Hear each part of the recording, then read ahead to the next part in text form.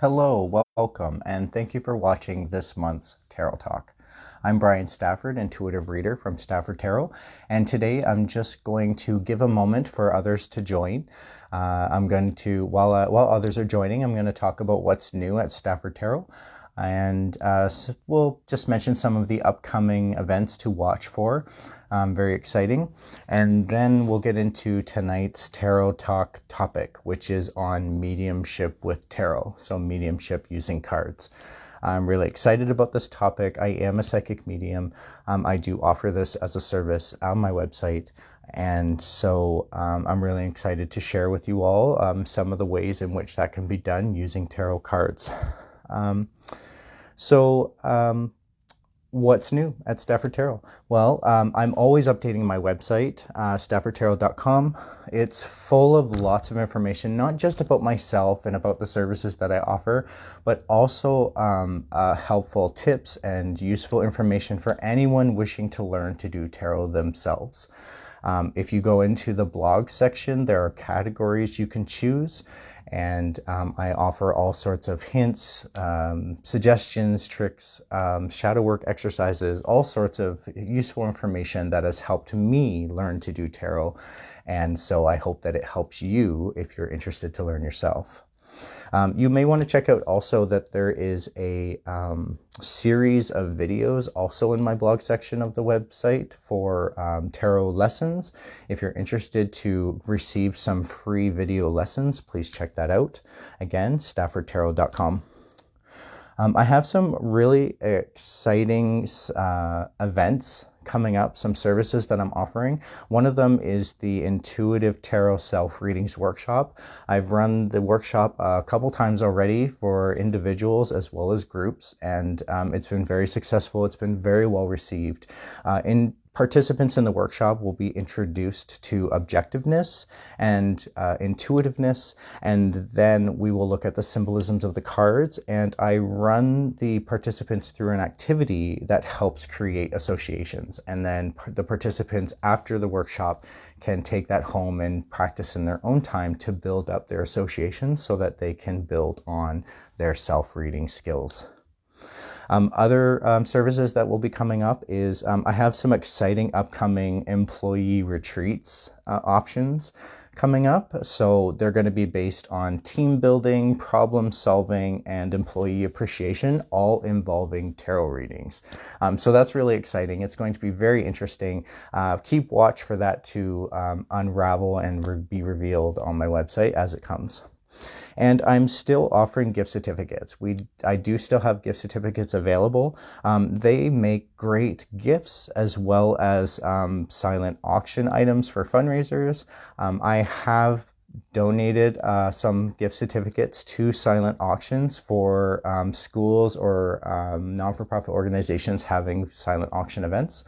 And that's been really helpful for them to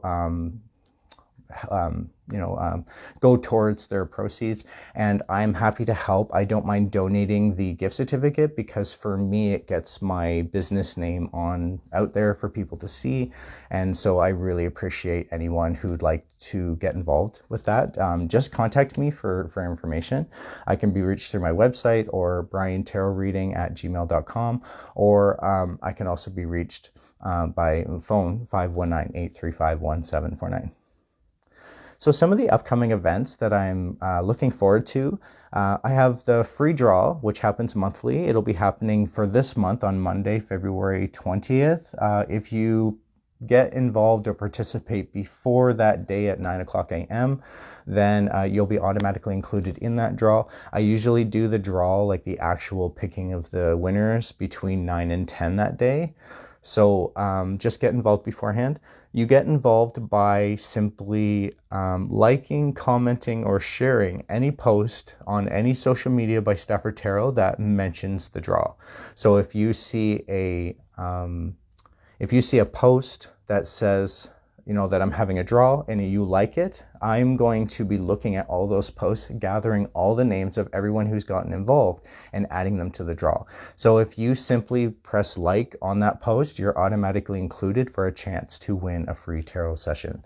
The tarot sessions that are won in the draws can be redeemed either remotely or at an in-person event. You can check my website for those dates. And it's a short reading, that's one. So it's a 15-minute reading. And what else can I say about that? The draw, oh yes, there is a 1 in 5 chance of winning.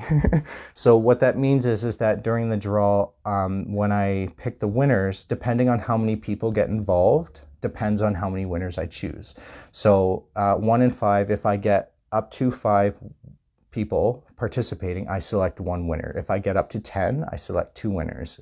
Up to 15, I select 3, etc. And I do that. I get anywhere from 15 to 30 people roughly that get involved in the draws each time. So the numbers vary. It really depends on where I'm putting the posts out online for people to interact and participate. At any time, if you don't see a post, I do these draws monthly. So you can always contact me through my website or through my email or through Facebook, just to let me know that you'd like to be involved, and I will definitely include you into that. Then I have on Monday, February 20th as well, that same day, I'm going to be preparing for a new moon card pull.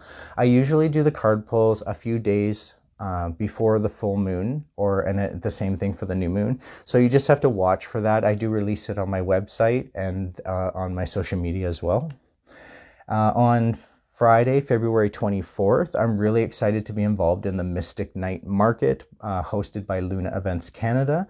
It's going to be happening on that date from 6 till 10 at night at the Victoria Park East Golf in Guelph, Ontario. So come check it out. There's going to be over 40 vendors, different mystic businesses that are going to be there, merchants, readers, all sorts of really exciting options, as well as the Stafford Tarot table is going to be there. Just watch for my logo, and you can sign up. I do get kind of busy at the festival, so if you want to register a time, just let me know ahead of time and I will book that time for you. If you do book a time, please show up at that time or you may miss your opportunity for that spot. I do fill up. I put a sign-up sheet on my table, and I have booked like solid for the day at previous events. So I just want to make you aware that if you're coming to get a reading from me, you may want to show up at a decent time so that you have time to get into the list, or let me know ahead of time that you're going to be there, and I don't mind scheduling you into the list so that you're guaranteed a reading. And then I'll be doing the full moon card pull on Tuesday, March 7th. Again, I'll release those details a few days beforehand for everyone who's interested. And my next live event is going to be another tarot talk on Tuesday, March 14th. It starts around 8 p.m., similar to tonight. And the discussion topic then is going to be different divination techniques. I wanted to talk about, I thought it would be interesting to discuss some of the different divination services that I do offer, more than just tarot.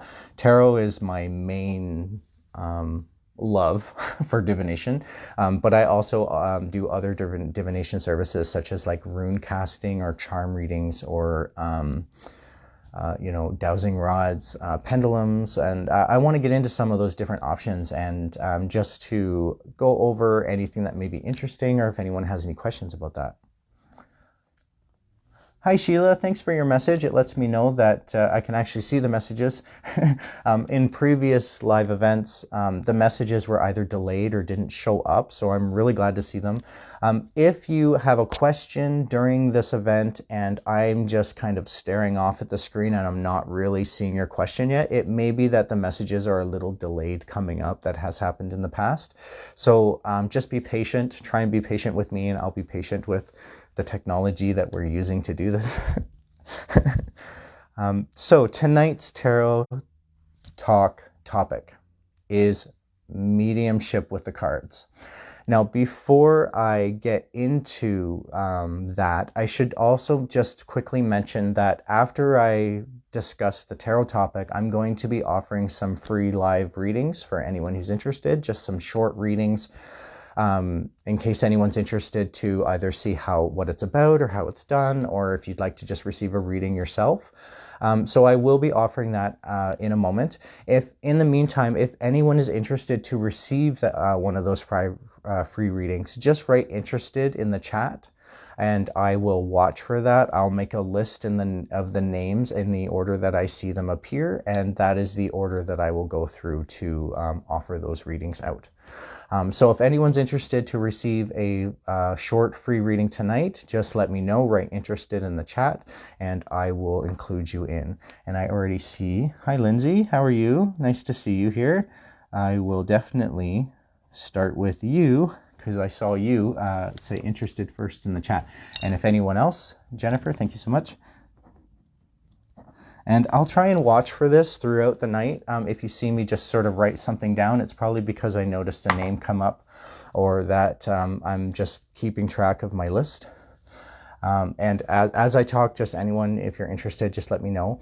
If I miss anyone, if anyone was hoping to receive a reading tonight and you write interested in the chat and I don't see it, either because there may have been a delay or it didn't pop up. I have had some messages not pop up in the past. I do go through the messages after the broadcast is recorded. So this broadcast will get saved. It gets posted to my website and stays on my social media, I believe, so that people can watch it from there. And so if I miss anyone, I will contact you if I notice that you've written interested and I didn't give you a reading, to offer you that reading still.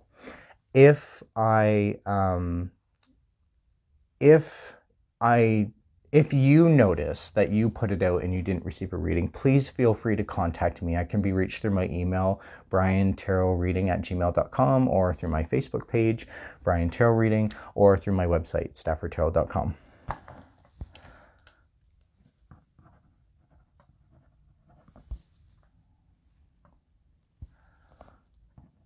Perfect. I'm just writing some of these names down. Thank you so much. So tonight's tarot topic is about mediumship with tarot. As I mentioned earlier in this broadcast, I am a psychic medium. I do offer this as a professional service for people when I'm at markets or when they come see me for in-person readings. I don't tend to I have done it remotely. I much prefer doing mediumship in person. It's just a more clear connection with the person that I'm connecting to. The way that I personally do mediumship is I'm connecting with my sitter, the person who's requested the mediumship, and then I'm sensing the reflections from them, from spirits who are around them, and that's the connections that I draw on. So when I do mediumship with a tarot deck, I am connecting with that third party. It's very similar to a conjoint reading. A conjoint reading is like reading two people at the same time, or reading more than one person at the same time. I have done a group conjoint reading before for a business who, as long as everyone who's involved has the same question or topic or interest in the reading, then it's possible to do a conjoint reading.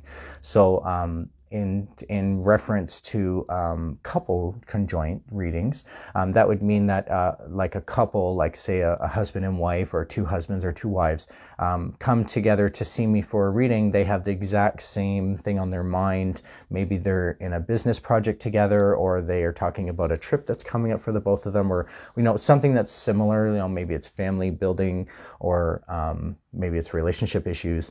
But I can do conjoint reading where it reads the energy of both of them together into the tarot spread. That's the similar way that the mediumship readings work. So I'm actually reading the energy of the person and then getting a sense of that relationship with the spirit that's around them. So what I would normally do is I can do this two different ways. One way that I can do it is one way to do it is to connect with the spirit while I'm shuffling the cards and asking the spirit to put the cards in the right order. This can be done with any tarot structure deck, or it can be done with some oracle decks. Some oracle decks are actually set up for this. I do have a Messages from Beyond deck, and unfortunately I don't have it here with me during the broadcast. I should have, but it's an example of an oracle deck where it would give you, each card has a slight message, and you're asking the spirit to put the cards in the right order so that you receive the preferred message from them. I can do that with a tarot deck as well, where I read the cards out from the perspective of a third person and deliver the messages in that way. Another way that I can do mediumship readings is through a mediumship deck. Now, this is my mediumship deck. It's called the Compass. If anyone's interested in the deck itself, it is purchasable at, wherever tarot decks are sold. It's called the Compass, and it is a very harsh deck to work with, in my opinion. But it gives excellent mediumship readings. I can give a sample of a reading. I think that may be helpful to understand what I'm talking about. This is one of the more complicated decks for tarot. The suits are sections of cards. The cards have intuitive images on the backs. Like, for example, they have intuitive images on the back, and then on the other side they have the different messages, the different directions, and different ways of looking at the what's coming from spirit. And so I'm going to show you how this is done. I have done this professionally. I do this more for my own personal mediumship readings, just self readings for myself. And I've been so amazed at the connections that I've been able to make with some of the spirits, different people from my past that, I realize has passed away, and just getting that gratitude or that sense of appreciation or whatever the message is, it's just been it's given me such closure. And so that's why I like to offer this out to others in my services. So what I'm going to do is just shuffle the cards. I've divided them into the suits. So I have 4 piles here. And I'll explain that as I go. And I'm just going to cut the deck 3 times and pull a card. Now, the card that's come out has told me the first suit in this reading is the person who's connecting with me, and the card that's come out is my mother. So my mother is connecting with me, and the image that she's connecting with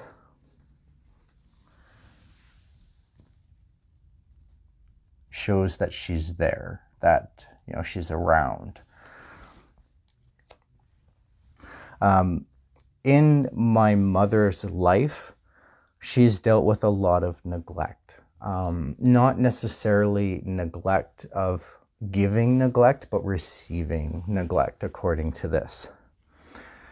And then the intuitive message that comes with that is this gentle nature. And she really did provide for others more than herself. And I really feel like that's where this neglect is coming from.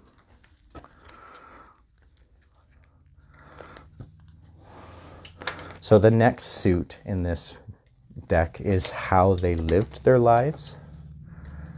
And so I'm just going to shuffle the deck intuitively, and I am mixing the cards around, just keeping very close attention to my intuition. Okay, and she lived her life in a very strong way. She was a very strong person. She was very strong thinking, very strong-willed. She did things her own way sometimes. I can definitely see that. She had to be strong given the people that she dealt with in her life. some of the situations that have come up for her. I could, and how she pulled that off, I could definitely relate to that message, being that she was a strong person. And the message from her is that she is at peace. And here's the message, the picture that comes with that. So she's at peace. She's finally at peace. There's clarity for her. There's this feeling of seeing very clearly, like a black and white picture coming to color. And so what I like to do to expand on this reading further is to look at some of the emotional triggers that are involved. So this is my emotional triggers deck.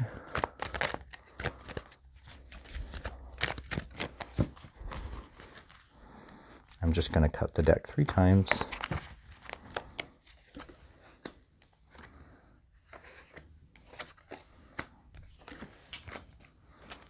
And so, in terms of my mother being there for me, the message from that is really about where I'm headed, and that she's there for me in terms of where I don't see myself going. There could be a plan there for me. There could be some synchronistic help in that. In terms of the way that what she went through in her life, I got the traveling, and sometimes this card can lead to like poverty feeling. I definitely get that sense that she was held back from what she wanted to do in her life, and that goes right along with that neglected message, where she felt neglected in her life, that she dealt with that. In terms of how strong she was, she created foundation, she created security, she created strength for others. And that was really the way that she lived her life, in that creative way of providing.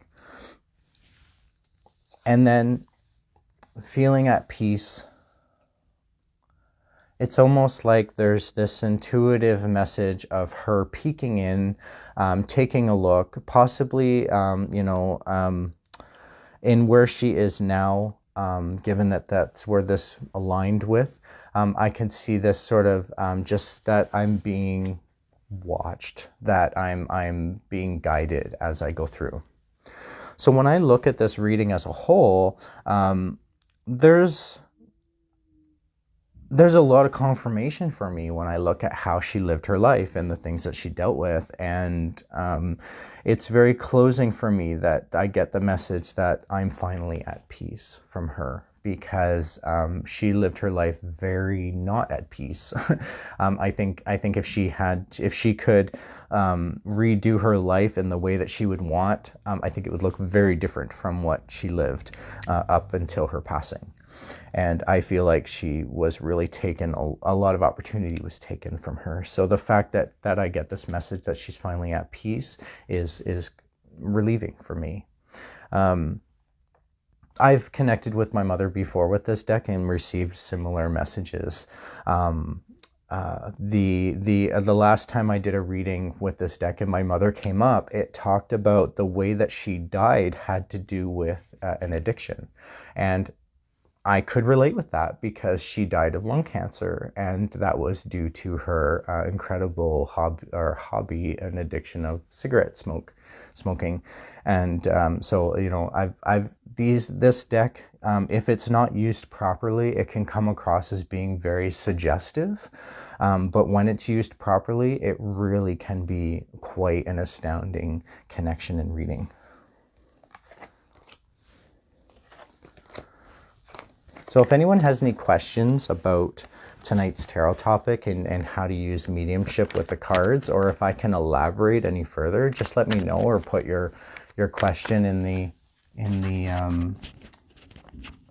chat. I'm just reading some of the chat messages here.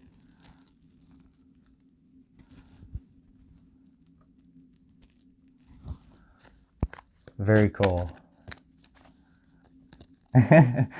Sheila, I love your question. How many spirits are around me? I'm often surprised at how many spirits are around each of us. When I connect with with someone in a mediumship, the spirits that stand out are the spirits that have messages that they feel they need to be heard, that need to come out, that need to get across to my sitter. And so sometimes spirit is very determined to deliver that message, and so they're right at the forefront. It's almost like when I connect with one person, they always have this group or lineup of spirits, and they sort of get themselves in an order, like a lineup of who has the most important message to deliver.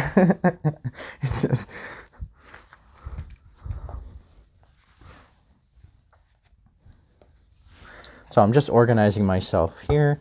Just going to shuffle my deck and get it ready, and then I'll start offering one card, or offering free readings. Now I have 5 people on the list so far. If there's anyone else would like a reading, just write interested in the chat and I will add you to the list. I'm just going to quickly mention the list in case I missed anybody. So I'm going to start with Lindsay, then Jennifer, then Eve, then Abdul, then Sheila. So if you did not hear your name mentioned, please let me know in the chat and I'll include you in the list. It's a little hard for me to go back up through the chat during the live. So just remind me that you've mentioned it. Yes, Abdul, perfect. I have you on the list as well. So Lindsay, if you're there and ready, I will start with you. And coincidentally, I just got your message. I'm just going to read it here.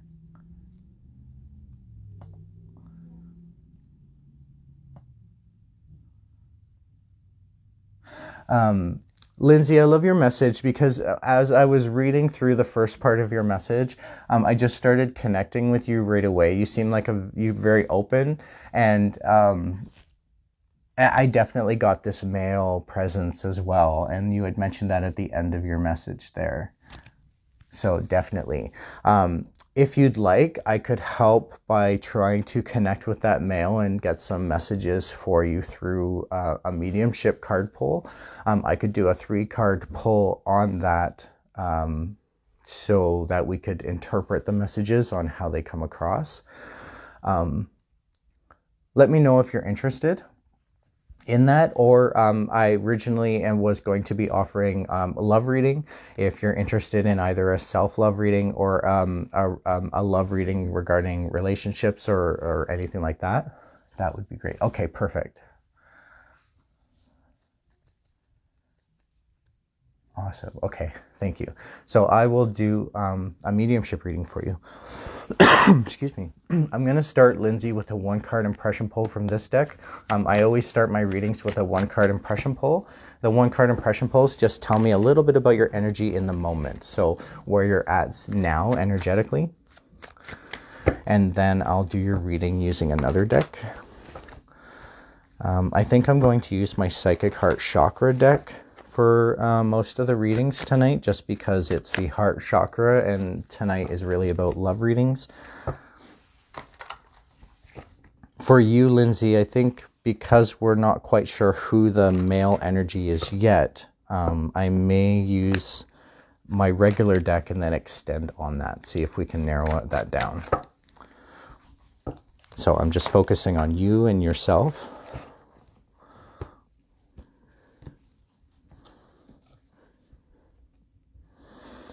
And this is my impression pull. So for you, Lindsay, I get the Star card reversed. What this often means, whenever the Star card appears on my table, it means that the person that I'm reading for, so your energy, is this vibrant, bright light. And you have this powerful light inside you, and it just shines like exuberantly. And when the card appears upside down like this, it doesn't mean that you don't have that bright light, but that you may not be connecting with it. You may not believe that it's there, or you may not actually know your own strength. Just know that that light is there and you can connect with that inner light. Sometimes the card can come out this way in an impression pull reversed when the person that I'm reading for may not be as confident as they could be, or that they may be feeling like they don't, like I said, they don't recognize how strong they actually are as a person or as a soul. So just keep that in mind when we go through this reading. And I'm going to use my Morgan Greer deck. We're going to do a 3-card pull with this deck. I'm going to try and do a conjoint reading with you to connect to that spirit that's around you. I do get the sense that there's a bloodline connection with your male presence, almost like the way the grandfather would look over a granddaughter, or there's this feeling of I think that this is definitely a person that knew you in life at some point, and they're like just connecting with you. Quite often this can happen for like namesakes. I feel like there's some sort of namesake involved with this person, but not necessarily with you, with someone close to you, or there's some connection to their name, but I'm not getting a name. I have gotten names before, but it's just not coming through. I also get the sense that this person's very shy. So this would be like a shy male.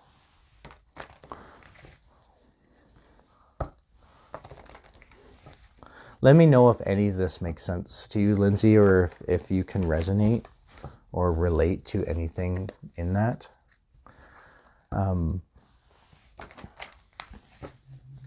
It's definitely a presence that wants to be known that it's there. What this can mean is that quite often when I feel like that, when the person is like, I'm here, and it's being directed towards my sitter, it can mean that they sometimes, probably most likely, leave synchronistic messages for you in life. So like, for example, if there was a song that reminded you of them, and when you think of them, suddenly, coincidentally, that song comes on the radio, never look at that like it's a coincidence. Always look at that like it's a synchronistic message from the loved one or past one, especially if they came into your mind right before it happened and that was their song, or, you know, if it's so profound to be, too profound to be coincidence, I would really watch for that. I feel like I need to shuffle this deck a little more. I'm like being called to it. I'm also asking the spirit to put these cards in order as I shuffle them. So I'm just listening carefully for that instruction on when to stop, such as now. So I'm just going to cut the deck 3 times as I do.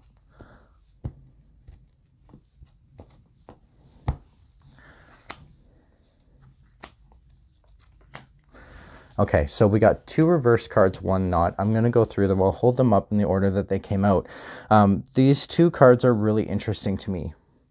I think that what actually may be coming out in this reading, given the way that the cards are being read, is sort of a description of what they went through or who they were in their lives. So try and look for the confirmation in this, okay, Lindsay? The first card that came out is the King of Cups reversed. This can often represent a male figure with light-colored hair or light eyes,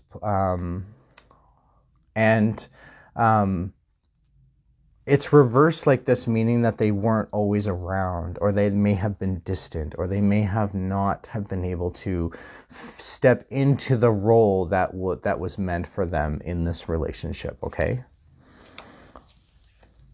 Then we have the Knight of Swords.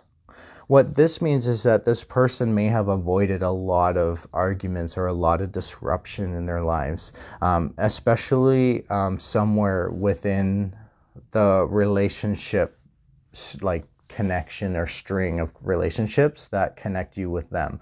So this could mean that they maybe didn't share a point of view to stay more connected, or to be more, what's the word I'm looking for? Like creating a balance for themselves.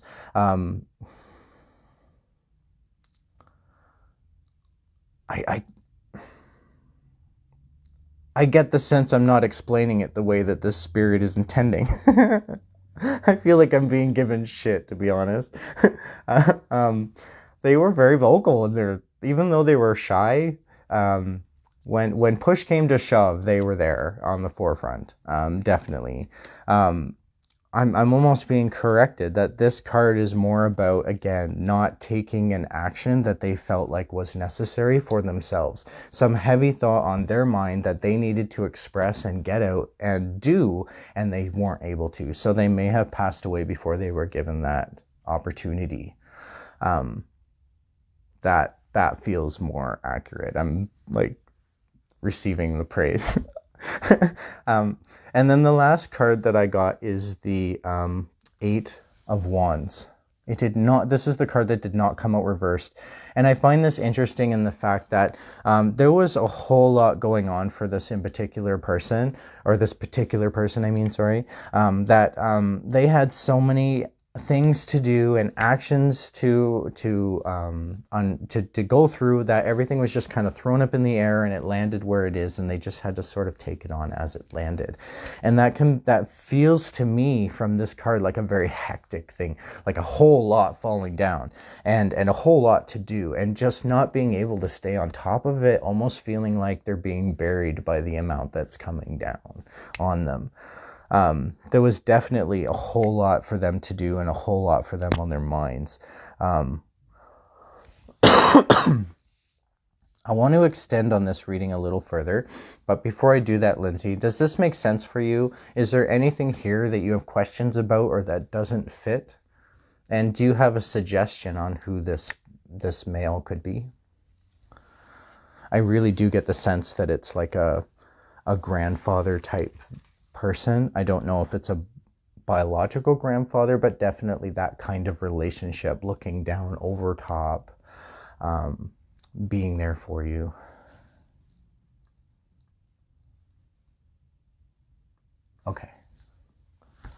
Okay. Now, you had mentioned, thank you for that confirmation. I really appreciate that, letting me know that I'm on the right track here. And also, you had mentioned that it makes you feel sad for them. And when I read that, right away, they were on the forefront, like that's not what they want. Even though they had this turmoil experience in life, it led to huge lessons, huge understandings afterwards. So they gained so much clarity after the fact because they went through that. I think it's also prepared them for wherever they're headed next.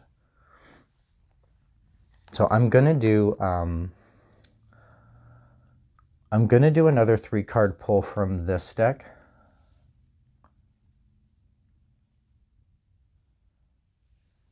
I'm just reading the messages that are coming up here.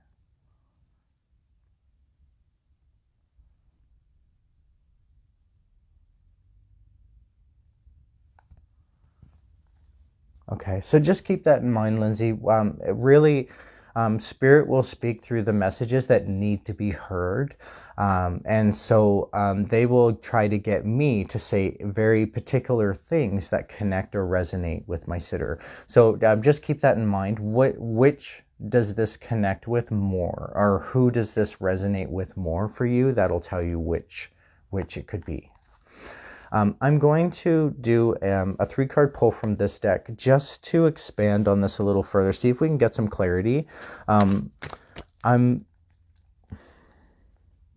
This spirit feels like they want something for you. And so that's what I'm going to ask them. What do they want for you? What's the message that they want to get across? And I'm going to ask them to put these cards in order so that they can get as close as they can to that message. I feel like the reason why they're with you so much, this is what it feels like to me in the connection, is that there's something that they want to get across, or there's something that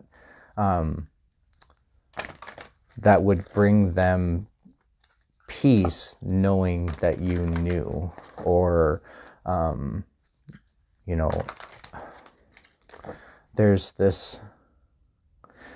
It has to do with not being able to take that action on their minds before they passed.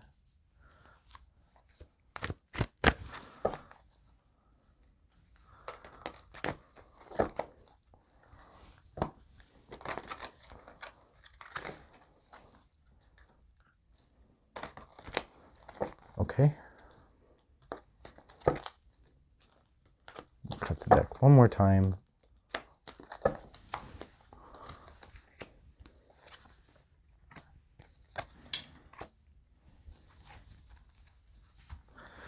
So the 3 cards that came out are, I'm going to go in order that they came out.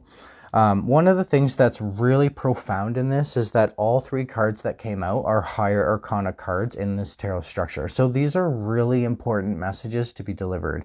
And because I asked the spirit to put the cards in order to deliver the message, I think that this is a really profound reading, that there's really strong messages in this. The first card that came out is the Crown card backwards or reversed. This is the Crown chakra card, and it really represents, if you're familiar with like the chakras or energy centers, this deck focuses on the one chakra, the heart chakra, which is like what we need for ourselves and feelings and emotions and love. The Crown chakra is sort of like our thoughts and impressions and what we think of and how we interact with everything that that's going on in our world. When it's reversed like this, it can mean that it's out of balance, that you may have so much on your mind that you're just like your head, your heart, your crown chakra is out here and your other chakras are like, like there's this imbalance. There's so much on your mind and so much that you're working through intellectually. And I think that the message is that there's like an acknowledgement in this that he understands that what you're going through is huge and that you have so much on your mind. And the next message is flow. And I really feel like this is like advice to just go with the flow. This card sometimes comes up when someone really doesn't have a choice in the direction that they're going. It's kind of like you just have to kind of go with the flow and find it where it leads. And then the last card that came out is the Teach card reversed. And for this card, I get the sense that there's no need for you to be taught. There's no need for you to learn the lessons that you need to. I think you have all that inside you. I think you have what it takes to get through this path, or what's heavy on your mind, and you're off in one direction. You have what it takes to get through it. And I really feel like that's the message that's being brought out. It's this message of confidence, and you should feel confident. You know what you're doing. You may need to sort out all that stuff on your mind. But go with the flow and not look at it like it's a life learning lesson. This is an experience. When I look at this reading as a whole, Lindsay, and I bring it right back to the original where you're sitting at now of not connecting with this inner light that's happening inside you, it makes total sense to me why this spirit is trying to, it seems like they're trying to point out confidence and that, you have what it takes, and they're there for you and they're rooting you on. I could understand this being like a difficult journey for you, given the amount of reversal cards that have come out and the balance of non-reversed. I could see this being really challenging. I could see this being very difficult. Let me know if that makes sense for you, Lindsay. I just see a message there.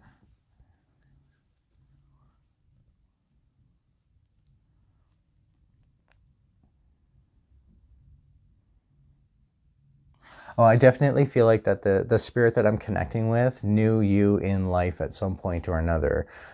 So this is definitely someone that would have had a connection with you in life. Awesome. Thank you so much for that. I appreciate the confirmation that this all makes sense. Any other questions? Just feel free to let me know.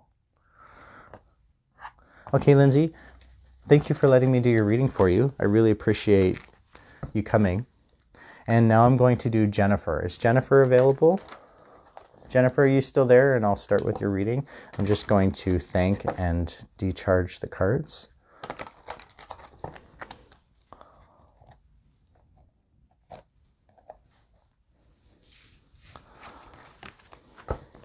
Hi, Jennifer. Thank you for that. I see there. And Donna, I did add you to the list. You'll be after Sheila.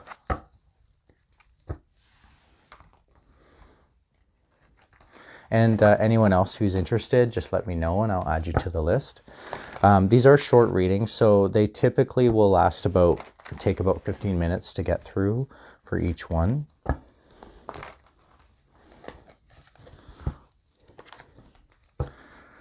Okay, Jennifer. Now, Jennifer, I'm going to start with a 1-card impression pull from this deck, and that's just going to tell me a little bit about where you're at, and then I'll continue reading with this deck here, the Morgan Greer. So if you have a question or a specific topic you want me to do your reading on, let me know. I am offering love readings this evening, so if you'd like a particular question in regards to a love reading, just let me know in the chat and I will focus on your topic or question. Otherwise, it can also be left general.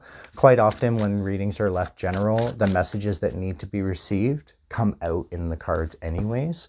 But it can be helpful to refine what you're looking for out of the reading if you'd like. So just let me know how you'd like to proceed, and I'll continue with your 1-card impression pull.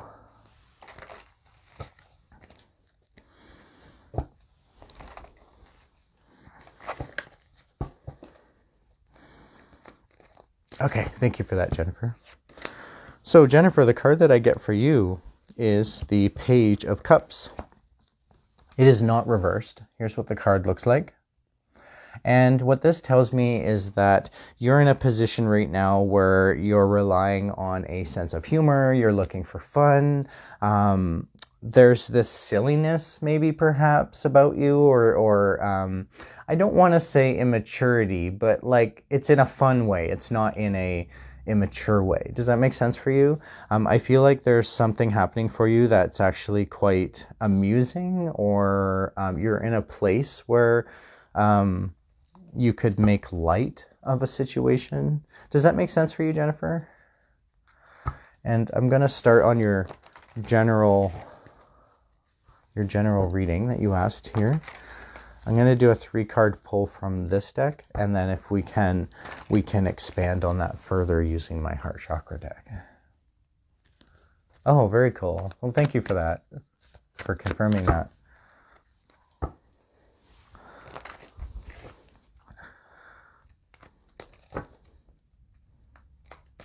And just one more time. Okay. Okay, for you, Jennifer, all 3 cards came out reversed. Now, that doesn't necessarily mean a bad thing. It just means that the messages are going to be a little more specific. Excuse me. So the first card that came out is the Hangman. This one actually didn't come out reversed. So this one came out upright and the other 2 came out reversed. And we'll talk about that because that could have its own specific meaning. This is a higher arcana card. And so this is a more important message in this reading. And what I really see it being is that you're not stuck. You no longer feel stuck. You may be feeling like you've lifted out of something, or that you're just waiting to be saved. If the card came out reversed, I would say that you definitely feel like you've gotten yourself into a situation or you feel stuck in some way. But when it's reversed like this, because it's the Hangman card and the meaning of the card itself means that, you can tell from the image, this Hangman is not fretting. They're not scared. They're not in danger. They're not hurt. And the way that they're hanging there, they almost look like they're just comfortably waiting, right? So it's not like you're feeling stuck, but that you may have been stuck, and that's sort of being relieved, or you're waiting for the process of no longer feeling that way. The next card that came out is the Page of Rods reversed.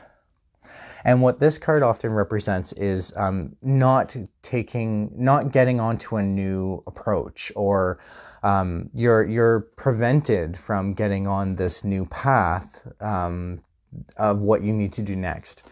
This is the Page of Rods. This is the way it looks normally, and it means sort of just that, like getting on a new path of what to do.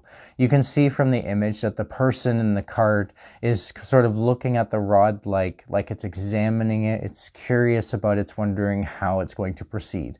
And rods represent actions that need to be taken. So when you think about getting on a new path in terms of figuring out the actions that need to be taken, when it's reversed like this, it can mean that something's stopping you from getting onto that path, or there's something that you need to resolve first before you can proceed.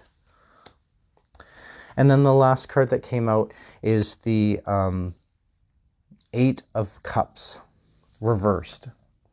Now, what this means is that you no longer feel like you have to escape these emotions to reach higher ground. If the card came out like this, I would suggest just that you're sort of, you can see this person escaping to the higher ground and leaving all these cups of emotion behind. Cups represent emotion in tarot. When it's reversed like this, it means that you're no longer looking for that higher ground, that you've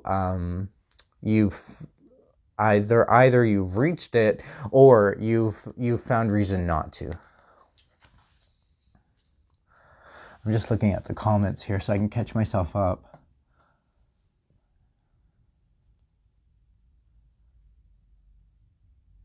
Oh, that's excellent, Jennifer. What a great feeling that must be. And to find your joy again, that's awesome. I can definitely sort of see this in the cards, especially with where you're sitting at now, in terms of the Page of Cups being this like lightening up and just like looking at things with more of a sense of humor, or in the wording that you used, joy. I'm wondering if I can expand on this a little further. I'm going to use my heart chakra deck to see if I can expand on anything that you would need for yourself, or any suggestions or advice in terms of what you need for yourself. Given that you mentioned that you retired, and you've gone back to casual to find your joy. And so I think that might be helpful, given that must be quite the transition for you, to go from working to retired. And now notice how the cards are not really going together as smoothly. Quite often that can mean that the person that I'm reading for is sort of against themselves in some way. So you may be adjusting to this whole new retirement way of living, or you may be finding some difficulty in what you need for yourself. And so we're going to look at that with these cards. I think I made a good choice.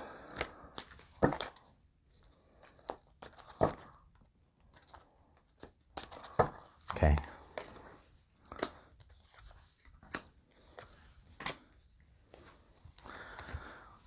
Now, 3 cards have come out. 2 of the cards are higher arcana cards. 1 is a card of thoughts and intellect.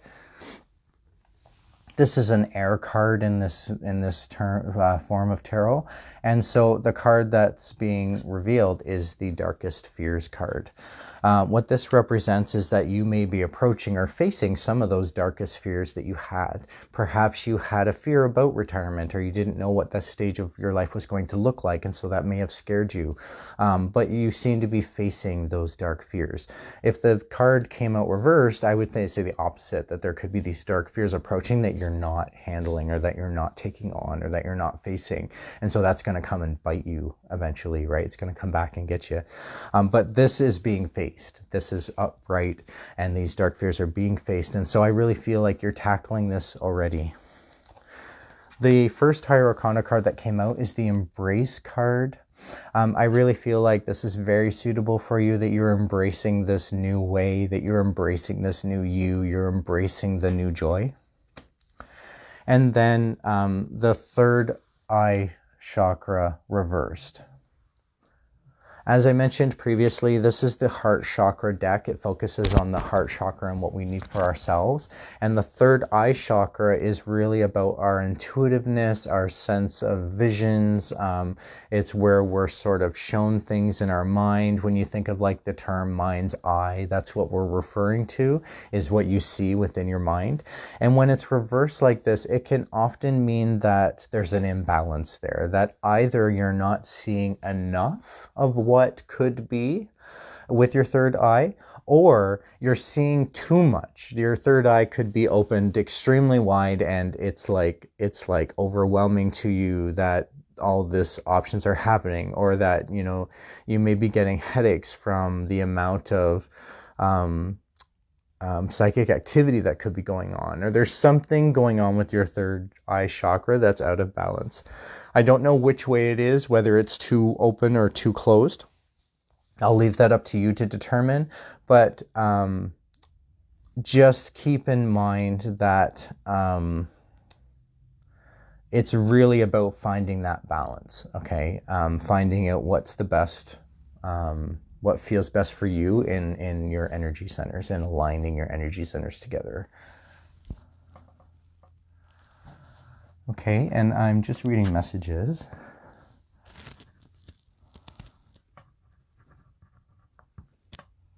Hi, Maria Pia. I will definitely give you a reading. I've added you to the list. I'm just reading Jennifer's messages. Okay, so that makes sense to me, given that this third eye chakra. So if you've been experiencing an increase in psychic activity, then it's open. It's not that it's closed, it's that imbalance is open. And so you may want to just work with that, really work with what the impressions that you're given, and trust your instincts and follow your intuition in terms of what you're receiving. You may want to look at just balancing that out, making sure that, I think if you're paying attention to what's coming in and you're sorting out those issues, this will balance out and you'll find that comfort zone. It may not be so overwhelming for you. I hope that was helpful, Jennifer. If you have any questions, just let me know. I'm going to put the cards away and thank and decharge the cards, and then I'll move on to Eve, if you're available.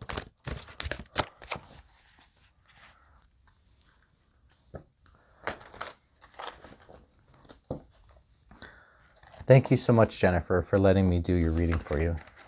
You're very welcome. So Eve, if you're there, let me know. And Eve, if you have a topic or question you want to focus on for your reading, just write it in the chat. I'm going to start with a one-card impression pull, as I have been from this deck, and then I'll move on to another deck. If your question is related to a love question, I will use my heart chakra deck. Otherwise, if you want a general reading, I'll use the Morgan Greer deck. So just let me know, Eve.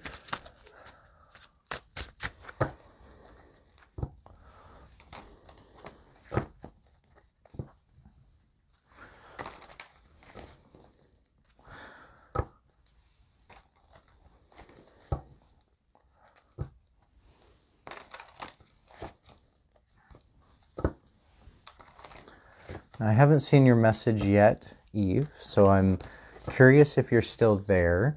I will proceed with the reading. If I don't receive a message from you, I'll leave it general and do a general reading in hopes that the right messages come out for you.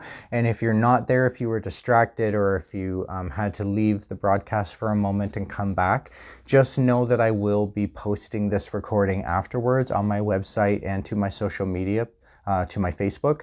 And so you can always go back and look at your reading again. If you've missed it, or anyone who's received a reading, if you want to go back and just look at your reading again, absolutely, you can do that.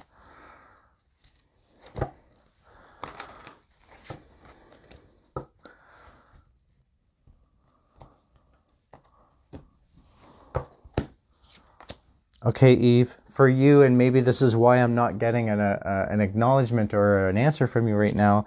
The energy that you're in right now is the Knight of Swords.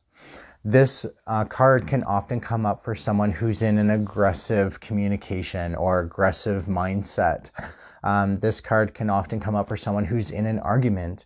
Swords represent heavy thoughts and intellect, and knights are like getting on to action. And so when you get on to actions based on heavy thoughts and intellect, it can often mean like an argument or something really to be determined on, something to take a force at. Yeah, I really get that sense, Eve. I haven't received a response from you, so I hope that you weren't distracted from this and weren't able to continue to attend tonight. Let me know how that makes sense if you're there, and I'll continue on with your reading. I will leave it general because I haven't heard from you on the broadcast, and so hopefully I'll be able to pick out the message. Oh, hello, Eve. I see you there. Oh, okay, good. Thank you. I was a little worried. So does this make sense for you given the energy that you're in? And can you let me know if you'd like a general reading or if you have a specific topic or question you have or would like me to focus on?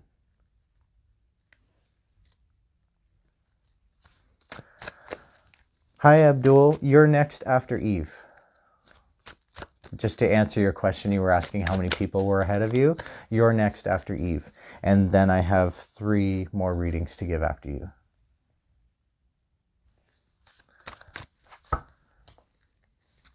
So Eve, do you have a specific question you want me to focus on? And I apologize if you've already responded and I haven't received it yet. If the messages are delayed this evening, that could be why I haven't received the message yet, if you've already submitted it. Viewers in the past have told me that when they submit a message, it comes up right away for them, but it takes a minute or like 30 seconds or something for it to come up on my end.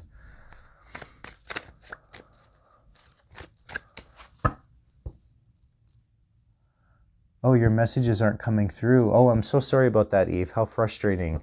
I did see that message there that you've been here for a while, for the whole time, and that the messages aren't coming through. Oh, I don't know if that's it. Thank you for joining me all the way from Australia. That's very cool. I'm not sure if that plays a factor or not, given that it's, internet and online. You may have answered this question already, but you said some of the messages weren't coming through, so I apologize for repeating myself. Did you have a topic or question you wanted me to focus on, or leave it general?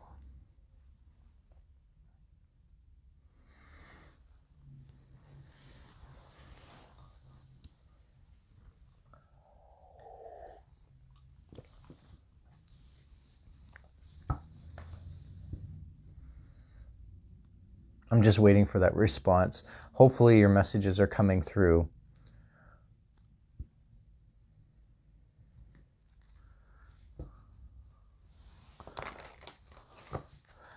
I'm going to start with a general reading. Oh, there we go. A mediumship reading. Absolutely. So, I'm just connecting with your energy, Eve, as we're interacting. I get a sense that you have spirits around you, and I'm having trouble determining. They feel like small spirits, and it's really interesting. They could almost be pets. But there's one spirit in particular that stands out from them, and it could be of someone who was younger when they passed, or they were young acting in life, like they acted like they were very young at heart. There's definitely this presence around you that is very young at heart. I'm going to connect with that energy and see what comes out in the cards. That seems to be the forefront. And then there are these little spirits around that. They could be animals, like pets. Or did you have a lot of pets? Just reading your message. Oh, your daughter. Okay. Okay. So I'm going to focus on that energy as I move forward in this reading for you, Eve.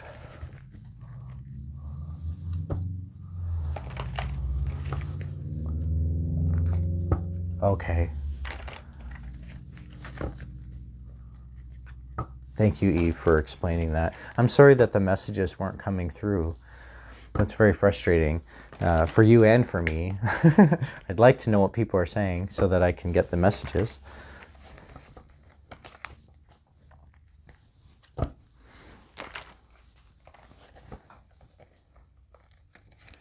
Okay, and the cards are not going together very smoothly. And so I get the sense that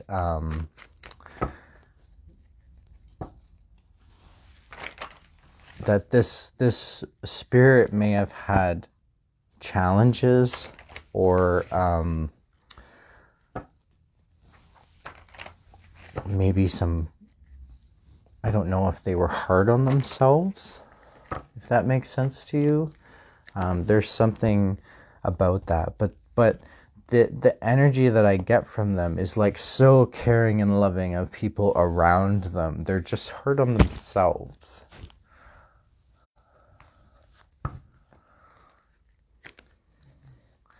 I'm just going to cut the deck 3 times.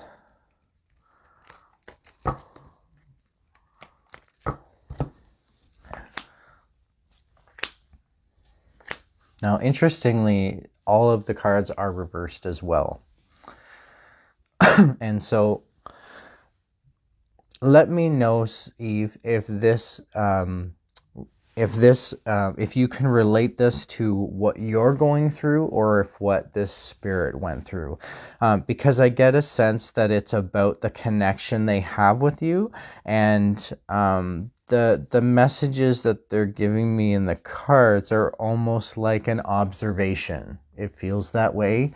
So just keep that in mind as I go through these messages, and let me know if you feel differently, okay? Because a lot of times when I connect with spirit to do mediumship, they will often tell me what to say, and I don't understand it at all. But after I've said it, the sitter or the person I'm reading for understands it and says, yes, I know what that means. And I'm left going, I have no clue.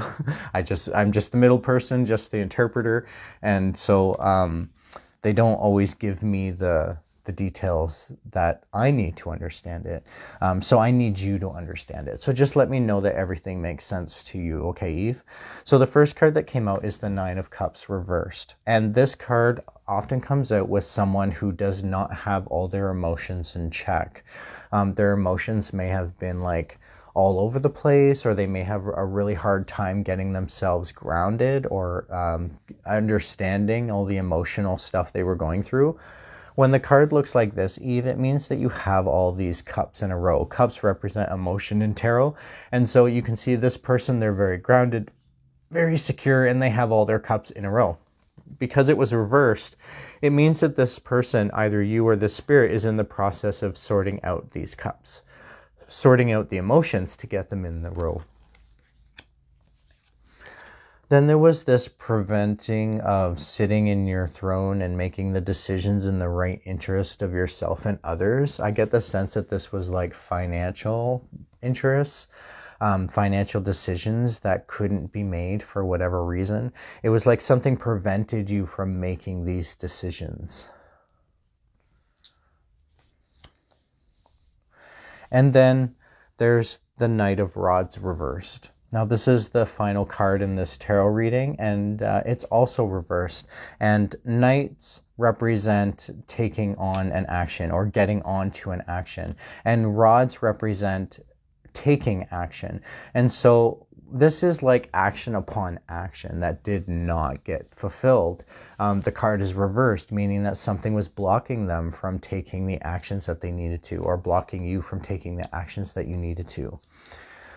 when I look at this reading as a whole, given that they're all reversed, this was definitely a really hard thing to go through. This was a hard path to walk, a hard thing to go through. And with the cards that came out in this difficult path of not having your emotions in check, not being able to make the decisions for yourself, and not being able to take action for yourself, really speaks to the turmoil that was felt either by you or the spirit. Now, I do see a message there. Oh, I'm sorry to hear that, with many mental health issues and people care it so deeply. I do get that sense that this person did like abundantly care for others and was really hard on themselves. Yes, my daughter struggled with her emotion too. Okay, makes sense. So I can understand why the cards would be showing up in this order or this fashion, given what you've said, and I could even understand why you may be feeling like this now, given how this reading has come out. This must have been a huge battle for you to take on.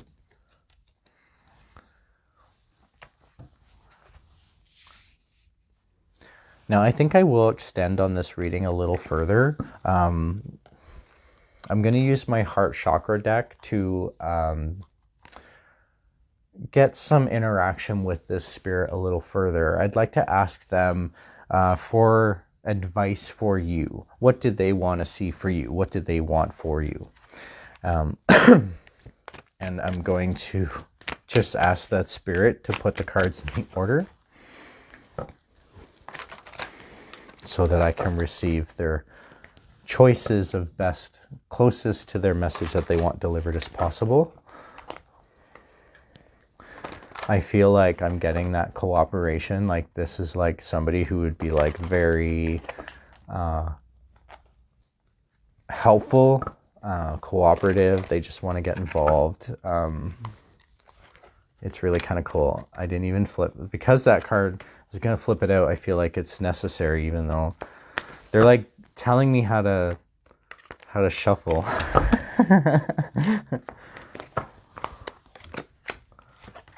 Okay. Excuse me. So the 3 cards that came out, very interesting. I'm going to start on this side because 2 higher arcana cards came out, one reversed, one not, and then a tarot card of thoughts. The thought air sign came out. And so the first one that I want to talk about is the sacral chakra card. Now, interestingly enough, with this heart chakra, it keeps pointing to other energy centers and other chakras. So with this, it's not reversed. So what that's telling me is that your sacral chakra is like, it's sort of like your gut feelings. When you get nervous, when you feel those butterflies, when you feel brave or you have to take something on, it's like that. It's all part of that. And so I feel like what this is really saying is that it's connecting with like what you've been through, the bravery, the you've done the right thing for yourself in terms of your energy, and I think that's an acknowledgement that you've that you're on the right track in terms of your gut feelings. Okay. The other higher arcana card came out is the release card reversed. And what this is saying is I really think the message that's coming out here from the spirit is you don't need to let go. You don't need to let them go. It's okay to keep them around even though that they've passed. I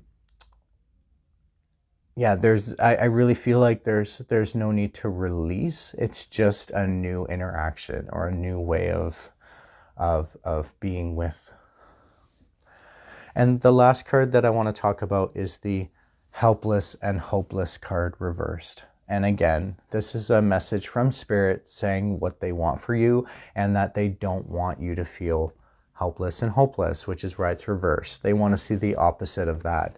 They want to see you feeling strong and secure. I think they understand and know that you have that strength in you. And so they just want to see that come out. when I look at these messages or this whole reading as a whole, there's a lot of reversal cards. I could understand this being quite hard for you. You did mention that this resonates with you and your daughter who had passed away. And so that's never an easy path for any parent, obviously. So that makes total sense for me. And the one card that isn't reversed is that sacral chakra card. And so I really feel like you have it in you to get through this, Eve. Just stand your ground, right? And trust in that those gut feelings.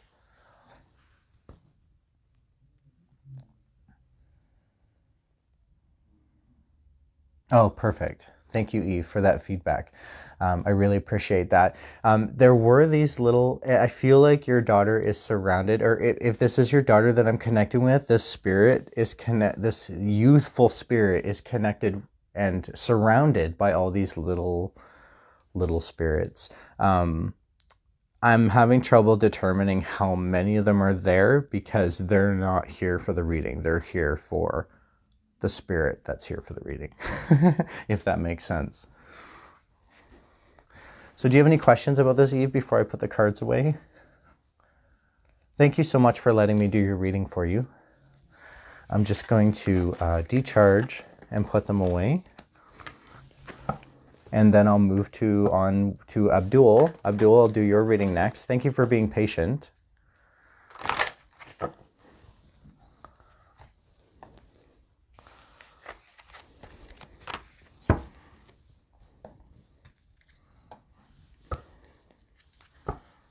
So Abdul, are you there?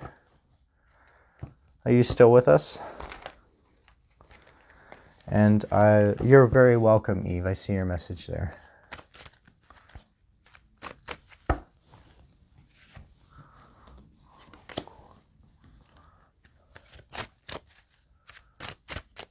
Perfect. Thank you, Abdul. And I already see your question there.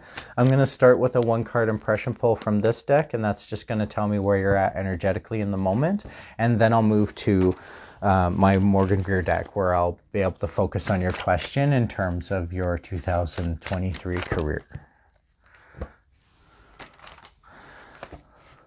Or where things are going career-wise in 2023. For sure.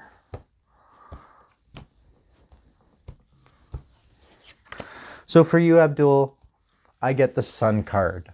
What this says to me is that you're going through a process of healing, that you have this inner power and strength inside, and there's this process of healing happening. This doesn't necessarily have to be like physical healing. It can be emotional healing. It can be spiritual healing, but there's some sort of like grand healing going on for you.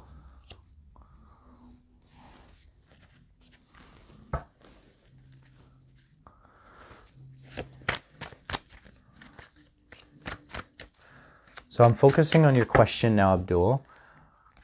How will be in 2023 career-wise?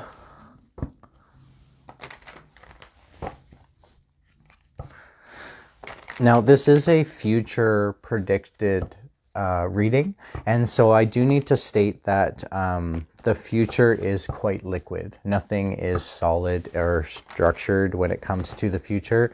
So I can only give the perspective from this point on. The choices and actions that you take between now and whatever point in the future will determine where you head. So if I give a reading for the future that suggests, like, say if something comes out in the cards that you don't want, it's really up to you to decide how you can change that to move forward in your future. And then you could possibly prevent it from occurring the way you didn't want. If there's something if the cards suggest something that you do want for the future, then you can then know what you need to do to get there. So, and take the appropriate steps to get there. So just keep that in mind, that this is from this perspective of the time of the reading. I'm just going to cut the deck 3 times.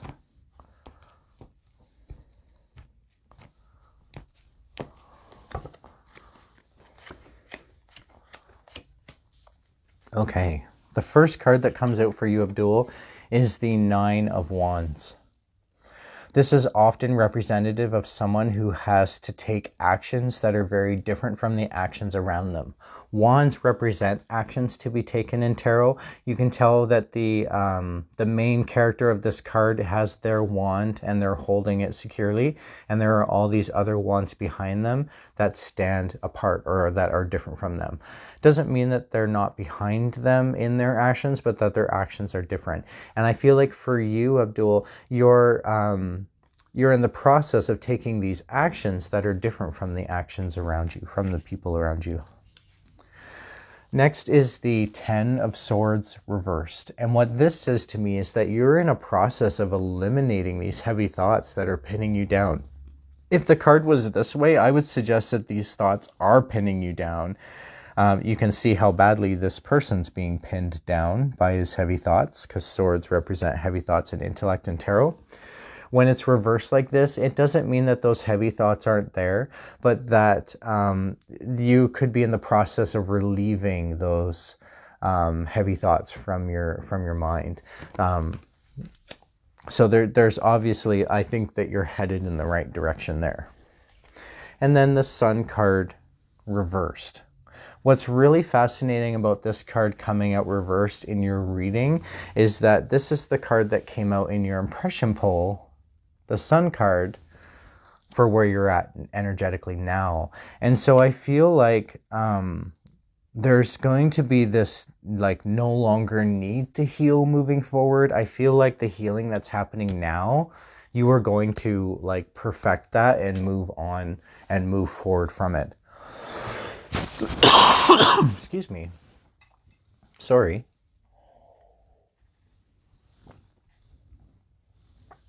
So when I look at this reading as a whole, Abdul, I could see this being a challenging path, but you seem to know what you need to do to take that path.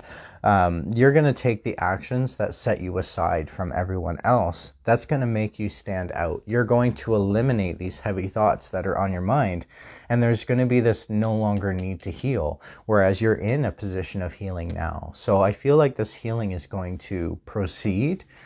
You're going to feel completed by that healing, and there will be no need to continue on with that. Excuse me, I'm sorry. I have a tickle in my throat.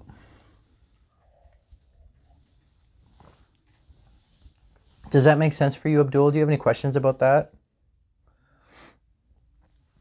I really feel like career-wise, I'd like to look at some advice moving forward. I'm going to use my pagan deck for this, just given the interaction of modern life that this card often suggests or advises. And so I'm just going to do a quick 3-card pull from this deck, asking for advice moving forward towards your career in 2023.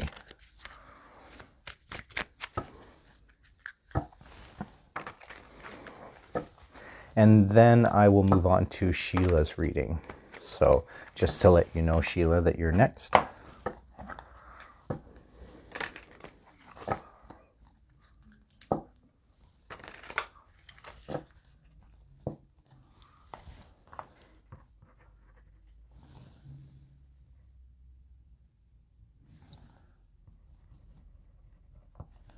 Hi, Shanine. Thank you for your message. I just added you to the list.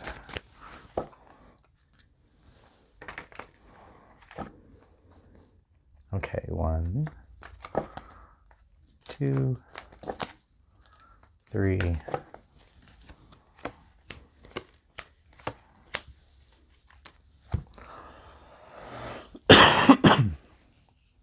So the 3 cards that I have for you, the first one is a higher arcana card, and so I feel like I should start there, and it is the Chariot card. Now, quite often the Chariot card means like getting off to the races, or like getting on task, or moving forward on something. When you think of like the position of a chariot in tarot, there's a chariot driver, and he's driving, he has to steer the mares that are pulling him. He has to worry about if his wheel breaks, how does he win the race, all of these factors have to be factored in for a chariot. And it's really about reaching a goal or determining a goal. And in this tarot deck, it's being depicted as like leaving for vacation, or like there's something stopping them from getting on task. And so I feel like for you, it's really about figuring out how to get the ball moving, how to get on the ball, like how to get on in the race and move forward and reach your goal. Then we have the Six of Wands. The Six of Wands usually represents wands are like actions that need to be taken, and a six is like helping others. And quite often this is depicted as an initiation, sort of like a new task or a new way to move forward. And so I think if you keep that in mind, that if you look at this as a new way of moving forward, a new change to you, instead of looking at like the old coming forward, you're changing into something new. So just keep that in mind. That's going to help you. And then the Ace of Swords. The Ace of Swords, it represents coming up with some new idea, or discovering some new way of thinking, or getting on task on a new approach. There's something there that could be helpful for you. Quite often the Ace of Swords represents success. And so because this is a future advice prediction for your career, I really think that as long as you get on task and you initiate yourself into what you're doing, and you have this realization of what you're thinking, this is going to go really well for you. When I look at this reading as a whole, Abdul, you only have two cards that are reversed. Also, the amount of swords and wands, you have two high arcana cards, two swords, two wands in this reading. And what that says to me is it's a pretty even balance, that you probably could feel more secure or more confident than you do moving forward. Just keep that in mind. I think you have a lot of strength in this. You're very welcome, Abdul. Thank you so much for letting me do your reading for you. Okay. Given what you said about the past traumas, I could definitely see that like as being part of your healing process. If you're focusing on the healing of that trauma now, you may be able to get somewhere moving forward, given that, you know, those heavy thoughts are being eliminated from you, and there's going to be this sense of no longer needing that healing. I hope that was helpful. And I'm going to move on to Sheila now. Sheila, are you still there?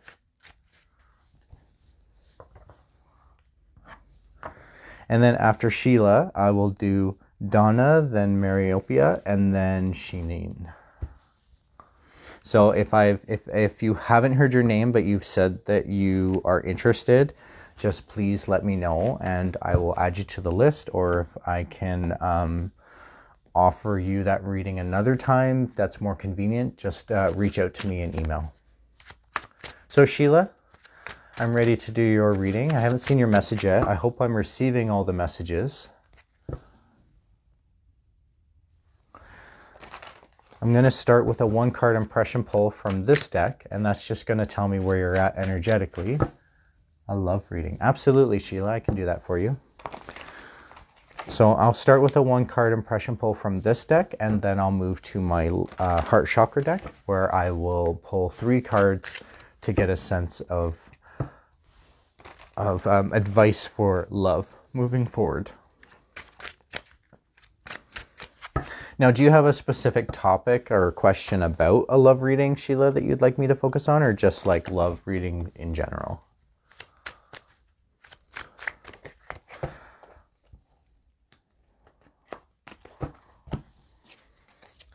So 2 cards wanted to pop out, and so I'm going to go with that. When I went to reach for the 1 card, it came up with 2, and so I'm going to pull out both of those cards. And really interestingly enough, we also got the Sun card for you, Sheila, in the sense that you're going through a process of healing. Excuse me. And then there's also this no longer accepting what if. Normally the card looks like this. It's the 4 of Cups, and it represents emotionally knowing what you have, and then this contemplation coming out of the clouds, like what if, like I know what I have, what if I chose differently. When it's reversed like this, it doesn't mean that that process isn't happening, but you're stopping it, that you're no longer saying what if. Given that there's this process of healing and you're no longer saying what if, I feel like that this is connected, that you can move forward feeling confident, not feeling like, insecure, like what if, I really think you need to just know what it is and know what you want and go towards that. So I'm going to keep them here. And I'm going to move on to your reading using my Love Chakra deck because you've requested a love reading.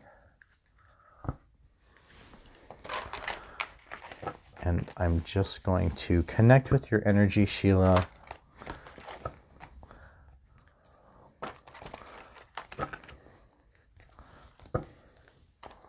Now, interestingly enough, the cards are behaving kind of strange. They're flipping so smoothly and evenly, and then they don't want to go together. So that can often say to me that you're in tune with yourself and what you want and need, but it's not materializing. So you may be sort of against yourself in that regards. You have to allow yourself to accept in order to receive.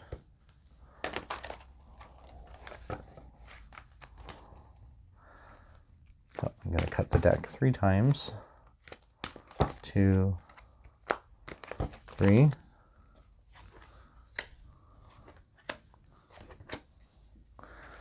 Okay, and for you, Sheila, I got 3 reversals. They are all higher arcana cards. So I feel like this is a really important message to get across.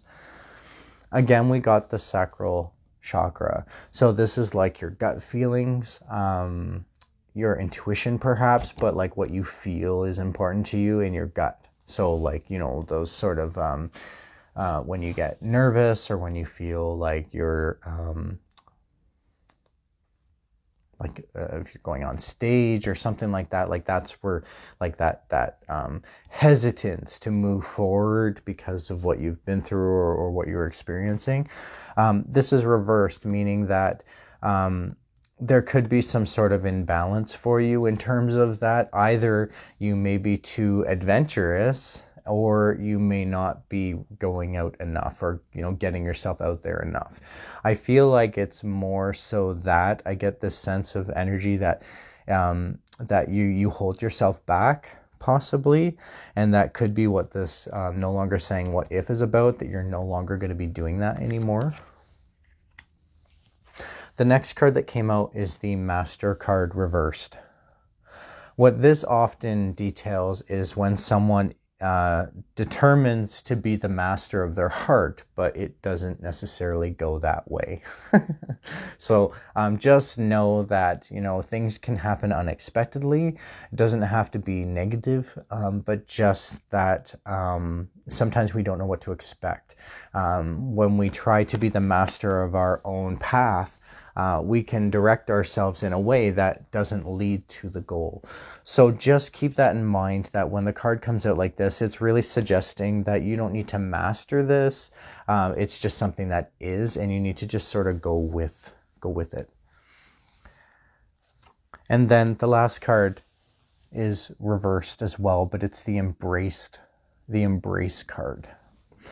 And I feel like for you, with these 2 cards side by side, the Master card reversed and the Embrace card reversed, I feel like there's the same kind of message being said, that if you don't embrace it, you won't master it, right? And if you don't master it, you're not embracing it.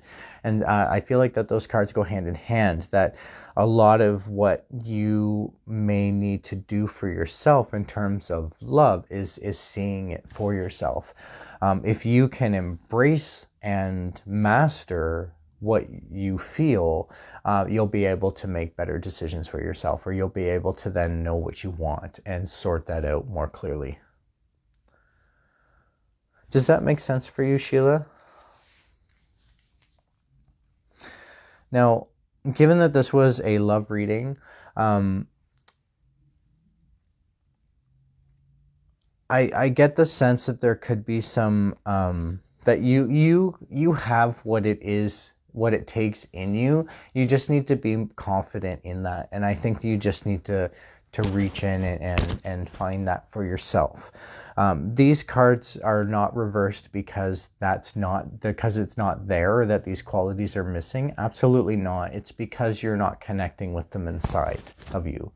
And so if you connect with that inside of you, you're going to flip some of these cards around, and this will become more clear or get more easier for you.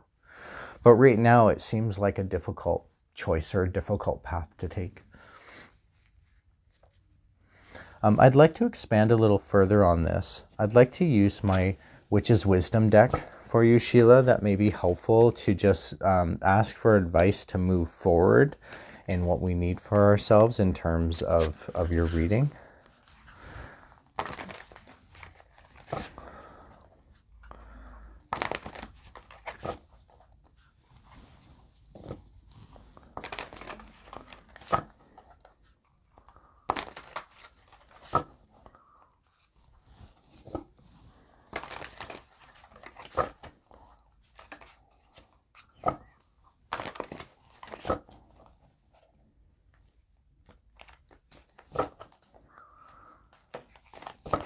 One more time.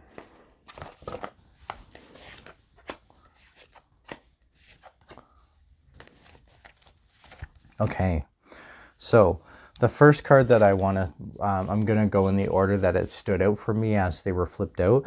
And the first one is the Three of Water. It did not come out reversed. And what this card often represents is security and communication. Communicating your needs. Sometimes that can be in just watching others around you. The image is a little hard to see, but you can see the three birds there in a foggy, misty day. They're underneath the willow tree, and they're kind of seeking protection in themselves. That's really what this card represents, is there's protection going on for you in this. You may be protecting yourself, and that may be part of the reasons why you're not embracing or mastering what's involved in this love reading. The next card is the Eight of Fire reversed. And what this often says is that the card looks like this. And you can see that it's a bunch of like monkeys watching the sunrise. And what this really represents is that you're not opening your eyes to what's in front of you. When it's reversed like this, if it was this way, I'd suggest that you are opening your eyes. You're probably coming to a realization. But because it's reversed like this, it means that you're not. And so that could be, again, part of the reason why you're not embracing and mastering this. And then the Messenger of Fire is the final card that I want to talk to you about. And this represents sort of getting on task. If when we're the messengers, this is similar to the page in tarot where, you know, you get the ball rolling, you get on task, you send the message to get the action started. And fire is like of change and passion. And so fire is similar to wands, where it represents the actions that we need to take, and this is a messenger of actions. And so I feel like for you, Sheila, you are probably know what you need to do. I think once you resolve what's happening internally for yourself, this will become much easier to then be your own messenger, to then guide yourself forward in this, in terms of love. Now, when I look at this reading and I bring it all the way back to the beginning on where you're sitting emotionally now in the moment, there's this healing going on, and then this ending of what if. And that really kind of speaks clearly to me when I look at your reading, why there would be healing involved, and what this what if would be about. Like I said, I think you're in the process of doing what you need to do for yourself. You're probably in the process of embracing this inner self about you. You're in the process of mastering everything that you need to know about what it is you want in love. And you could be in the process of also balancing this sacral chakra. Does that make sense for you, Sheila? Do you have any questions about that? About this reading, or anything in the reading, or if anything didn't make sense? Just let me know.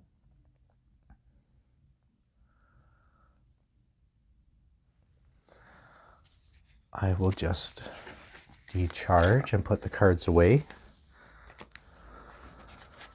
Thank you for letting me do your reading for you, Sheila. Oh, thank you for that. Thank you for confirming. You're very welcome, Sheila. And so, Donna, I'll move on to you next, if you're there. Oh, and Sheila, as I was just decharging this deck, one card popped out, and I just didn't get a chance to decharge your energy first when it did, so I feel like this is for you. And it's the love card. 6 in numerology is like how it affects others and how we interact and help with others. And of course, love is love. And so I really feel like there is love for you in your future, Sheila. You just have to accept it, embrace it.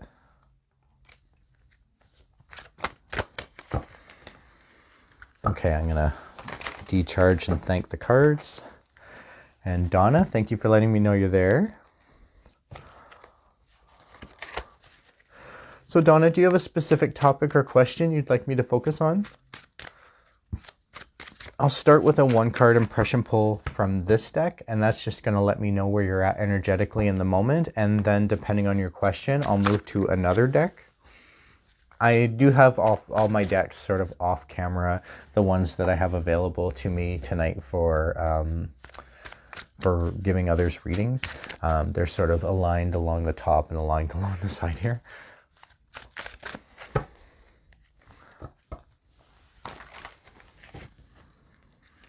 So Donna, I'm just focusing on your 1-card impression pull. That'll tell me where you're at energetically in the moment.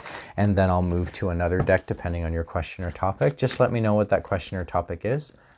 General. Okay, perfect. I'll do that. Thank you for that, Donna.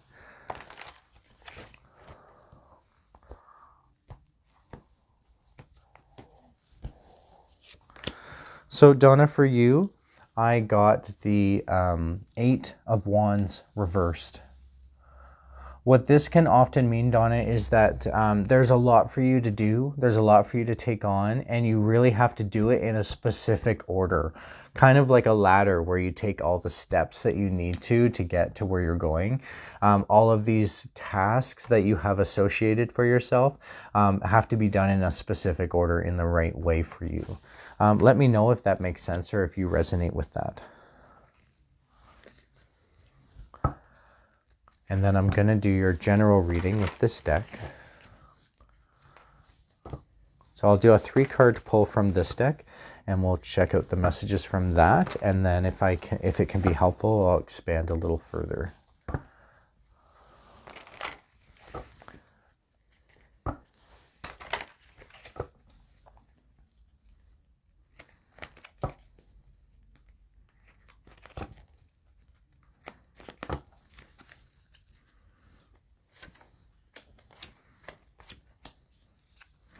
So the 3 cards that came out for you are very interesting. 2 of them are high arcanas, 1 is not.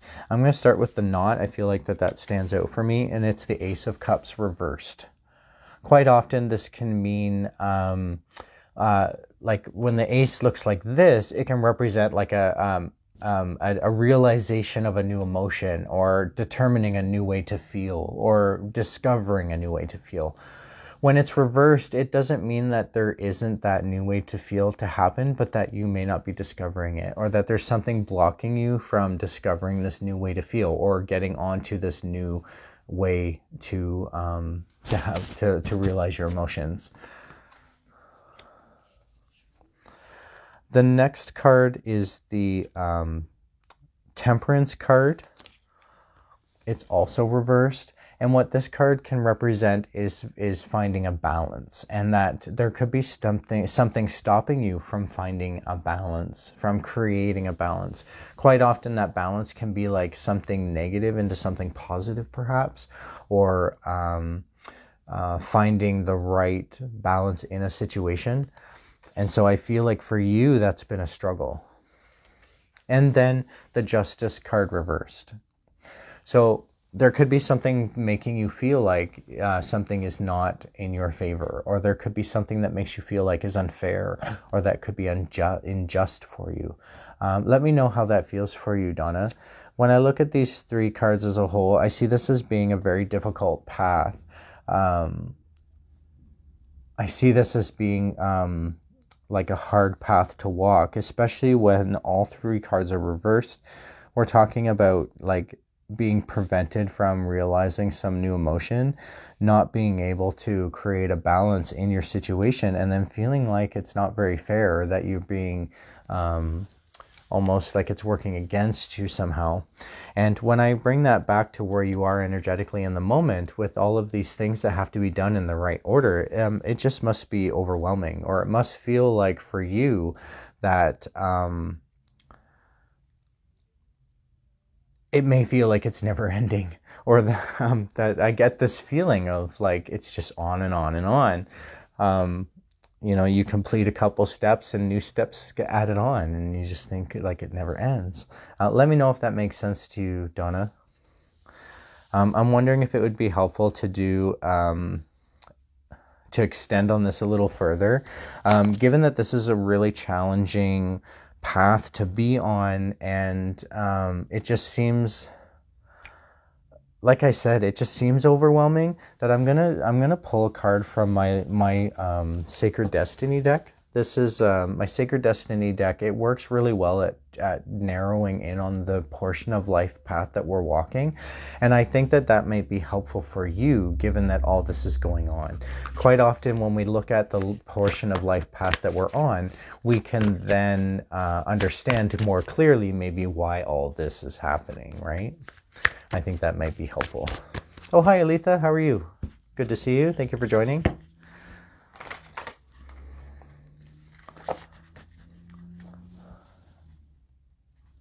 Hello, Andrea, as well. Thank you for joining. It's nice to see you. Just seeing some of the messages that have come up recently. Oh, try that again. Okay, so the cards are not going together as smoothly as they sometimes do. And because I'm connecting with the portion of life path that you're on regarding this, it just reiterates the struggle and the difficulties that you may have gone through.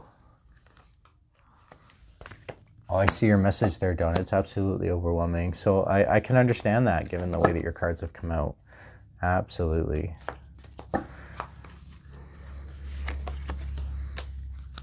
So here's your card, Donna. I'm going to show you the image. I'm going to hold it up here for a moment so that you can take a quick look at it.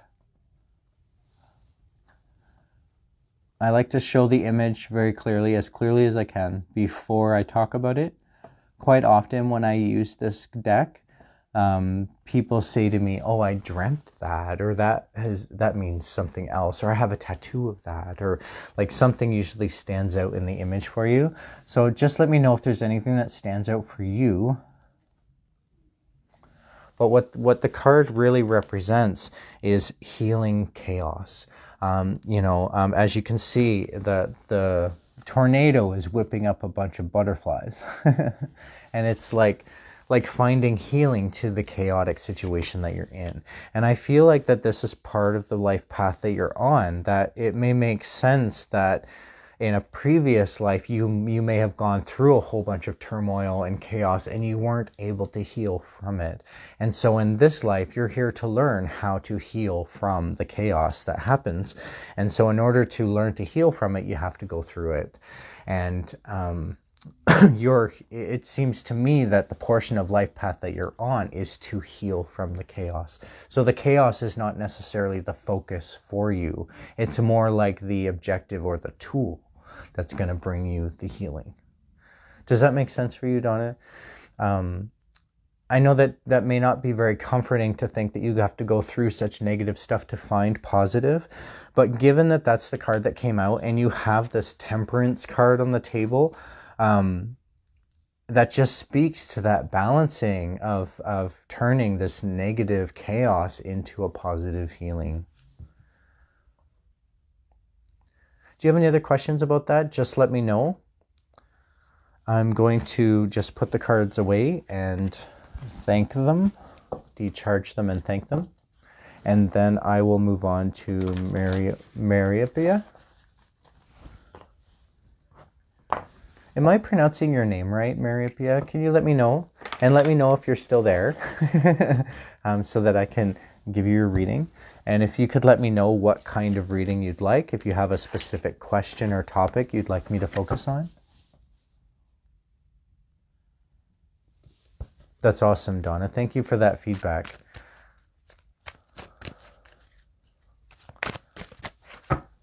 So I think that, again, what you just said there really speaks to the way that your reading came out, Donna, in that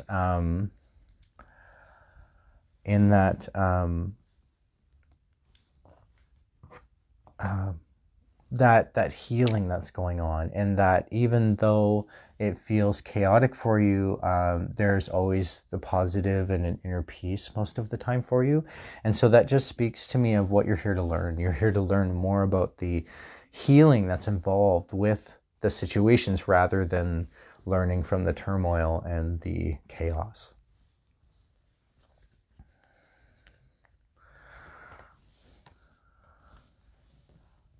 Hi, Andrea. I will add you to the list. Yeah. So I'm just going to do Mariopia. If you're still there, just let me know, Mariopia.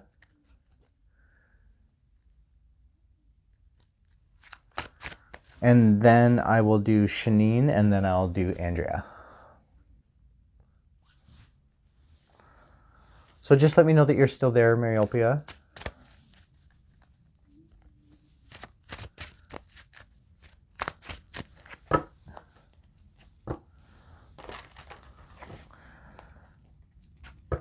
Okay, I'm hoping that I'm receiving your messages, or they may be delayed. I will start, Mariopia, with a one-card impression pull for you. Oh, there you are. Oh, hi, Shanine. Awesome. Shanine, I'm going to do your reading next after Mariopia. So Mariopia, I still haven't seen a message from you, so I hope that you're still there and that you're able to receive this reading. I'm going to do a one-card impression pull from this deck, telling me where you're at energetically in the moment, and then I'll move to another deck. Now, Mariopia, the card that I got for you is the Hierophant card reversed. Quite often, this can mean not taking a structured approach or not taking a systematic approach to something, sort of doing it your own way. And I feel like that's the situation you're in right now, where you're contemplating doing something your own way, or that you're doing something from the way that you feel it needs to be done, as opposed to some structured, systematic approach. The example that I like to give for this card is if I was giving a reading in terms of marriage and this card came up, if the card came up this way, it would be like the right way to have a marriage, like being faithful, being honest, being true to your partner. And then if it was this way, it'd be like the wrong way to do it, right? So like not being truthful, not being, maybe having affairs and stuff. For you, because this was an impression pull and that this is an impression of the energetic state that you're in now, I get the sense that this is more about doing it your own way, that there's something that you're doing that you're going to do independently your own way, not necessarily the way that's expected of you. So I'll just do a general 3-card pull for you, Mariopia, just in hopes that you're still there. If you send me a message and let me know the topic or subject that you would like, I will focus on that. Otherwise, I'll just leave it general. Hopefully you're there, and if not, you may be able to come back and review the broadcast or the recording afterwards to get your reading. I'm really hoping that I'm not missing the messages again.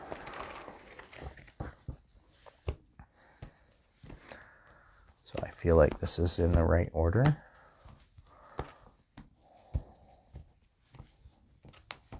Okay. So for you, Mariopia, I get 3 cards. They all are suits. The first one is the 6 of Swords, and this can represent like escaping something based on heavy thoughts that are on your mind. It's usually like to find reprieve or to get away from something that's happened. The next card is in terms of these heavy thoughts that are on your mind. It's the 10 of Swords. And these are like heavy thoughts that are really pinning you down, to the point that you can see in the image how much it's pinning this person down. Swords represent heavy thoughts and intellect. And so you have a lot of things that are on your mind that are just holding you back. And then we have the 9 of Rods, or 9 of Wands. Now, this card is reversed. And so what I feel like this card is representing is that your actions are not independent, that they don't stand out from the others around you. And I feel like that's a very interesting card to come up, considering that you're in this position of doing things your own way. So right now you're doing things your own way, but the general reading is that you're having difficulty doing that. So I could see this being a challenge for you. I could see this being quite a frustrating path. Maybe even in the sense of feeling like something's against you, where you're doing the right way and then something else is telling you, no, take the systematic approach. And you're like, no, I'm doing it the right way. And someone goes, no, take that systematic approach. Let me know if that makes sense to you, Maribia. I feel like some advice may be helpful on this. I'm going to use my Zen deck, just given that this is really, I feel like this is more about your interaction with your surroundings. And so this deck is really good at giving advice in terms of how we interact with those surroundings. And so I'm just going to focus on that for this deck. I'm going to ask it for advice on how you can move forward through this challenging time.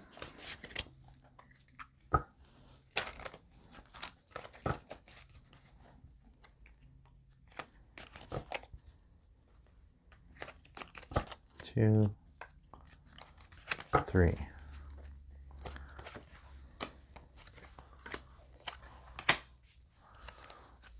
So the 3 cards that came out are really interesting. This is the 4 of Air, which means like thoughts and intellect. And it's really about postponement. So like looking beyond the box, or seeing the picture for fully what it is. I really think that you could find grounding for yourself in knowing what it is you're looking for, and looking beyond the box, seeing the big picture for what it is. Then comes the 2 of Embodiment. This is the moment-to-moment card, and it really represents your relationship and finding balance with nature, with your place in the world, and going moment to moment in that flow. And then last we have the Suppression card. This is considered a fire element. It's the 10 of Fire, which represents sort of the end of a path in terms of change. And it's suppression. So there could be something being suppressed for you, or that you're suppressing something that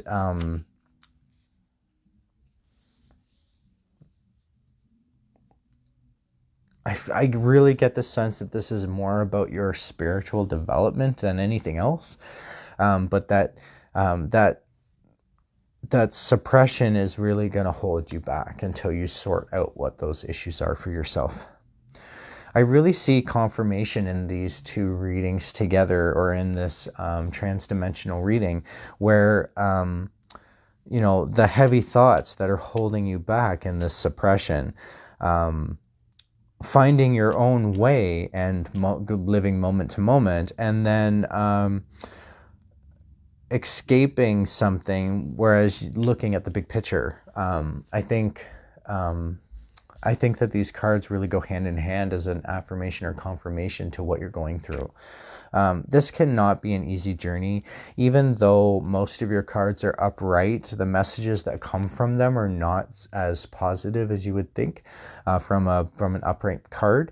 And so I just want you to keep in mind that there could be some difficulties that you don't see ahead that maybe make you feel like the path is a little easier than you thought. Just keep that in mind, Maribia. I really feel like you got this. If you can stay in this mindset, in this energy that you're in now, and do things the way that you feel you need to for yourself, that is going to determine how you proceed on this. If you have any questions, just let me know. I'm sorry I haven't seen any of the messages from you, so I do hope that you're there and that you were able to receive this reading. Otherwise, I hope that you're able to come back. If you did miss the reading during the live broadcast, if you're able to come back and look at it in the recording after it's been posted.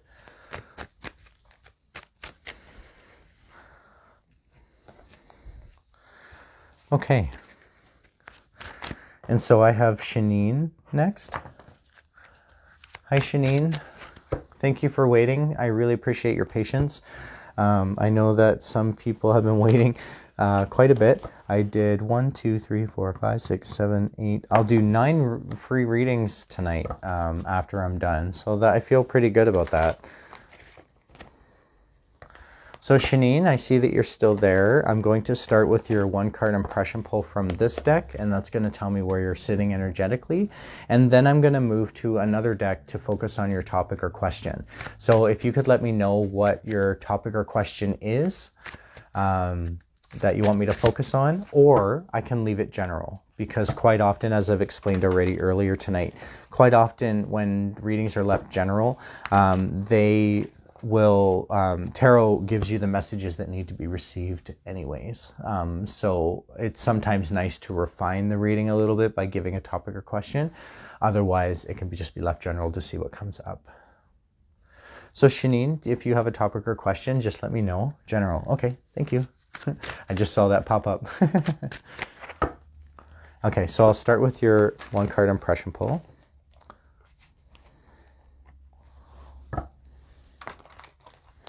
And that's just going to tell me where you're sitting or where you're at energetically in the moment.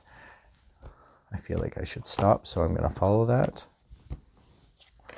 And for you, Shanine, I got the Hangman card reversed.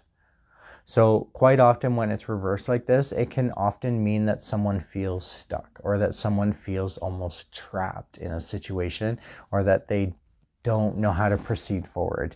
You may feel like your hands are bound or tied, or that there's something stopping you from moving forward. Let me know if that makes sense to you, Shanine, before I move on. I really get the sense that there's a struggle in this as you're waiting for something, and that struggle can make you feel stuck or trapped. I'm going to do your general reading with the Morgan Greer deck.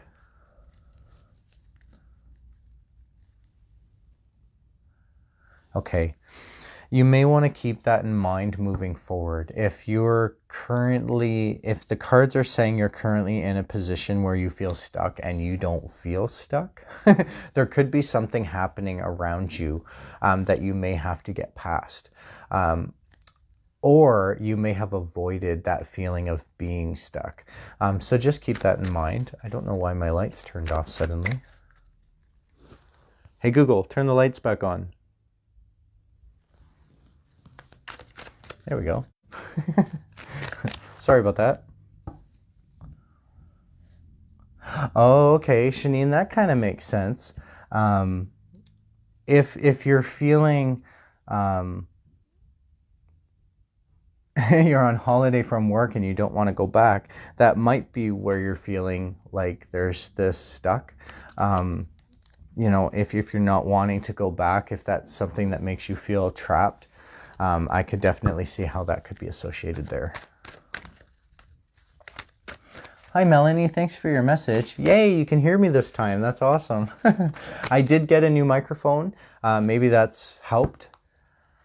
I know that one time you came and I couldn't be heard, and that was so frustrating.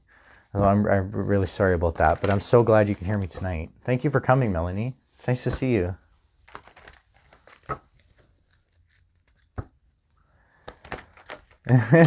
Maybe Spirit's trying to tell me that it's time to end, Aletha. Spirit message with the lights. I saw your message there. I was going to set myself a limit tonight, actually. It's kind of coincidental.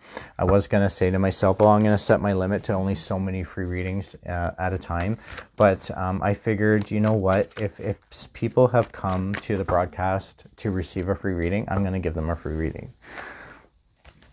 I don't want to have people come and then feel like they got disappointed or didn't get what they wanted out of it. So I'm just determined.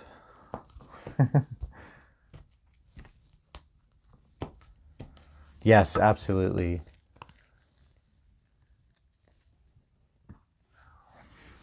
I'm just going to get rid of that there.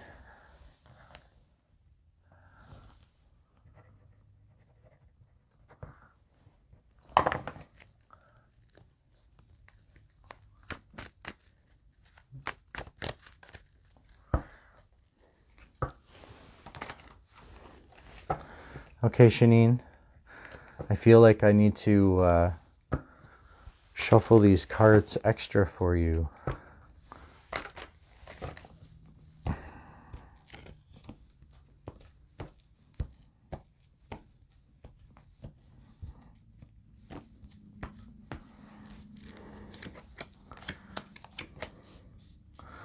So Shanine, this was a general reading, and the first card that came out was a Higher Arcana card, and I want to talk about it. It's the Tower card reversed. So quite often this card can come out for somebody who avoided some drastic destructive change in their lives. When the card comes out like this, it means that you're going through that drastic destructive change, that something had to be completely destroyed for you to move on or to change.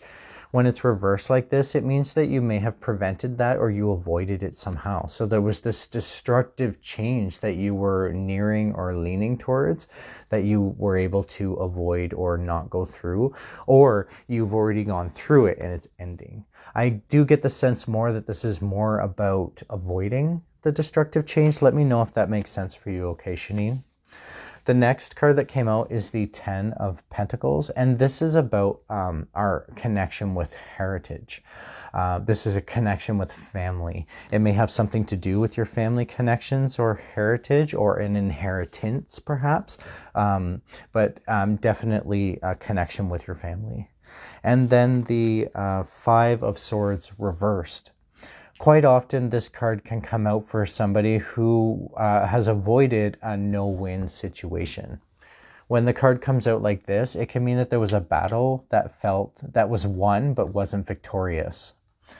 When it's reversed, it can mean that you somehow avoided that battle from feeling non-victorious, so you were victorious in the end, or you avoided that battle altogether. When I look at these 3 cards as a whole, we have 2 reversed and 1 not. The 1 not is your connection with family, and the 2 other ones are the drastic changes or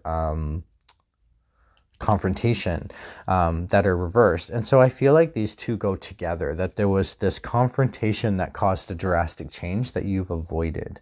Does that make sense for you?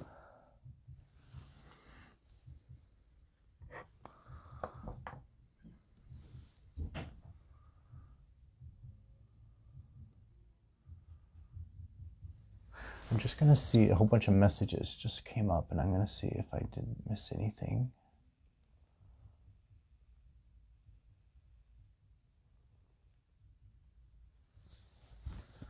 Okay.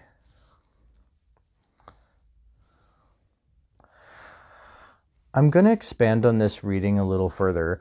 I feel like because if you avoided the change and the confrontation, you may have avoided it to the point of not even seeing it. Do you feel like that there was some sort of possibility of this in terms of your family? I do get a sense that this family connection is important. And I'm just thinking how I can expand on this further for you. Given that you're in this position now of feeling like when you're moving forward that you may be feeling stuck, I wonder if it would be helpful to just do an advice poll using my Zen deck. Given that you mentioned that you were on vacation and leaning towards not really wanting to go back to work, and then there's these changes that you've avoided, and this connection with your family, I wonder if it would be helpful to just get some advice in terms of how you're interacting with the energies around you, the external energies. So I'm going to do a 3-card pull from this deck, and then we'll relate the cards together to get that message of advice.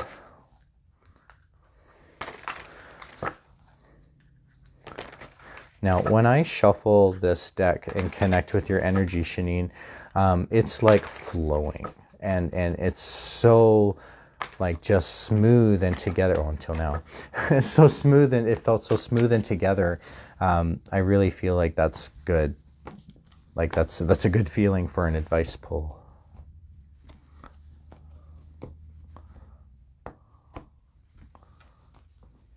Okay. Interestingly enough, I see confirmation in the way that this transdimensional reading has gone. For example, the Tower card reversed, avoiding that huge, drastic, destructive change, and yet you're going through a process of transformation.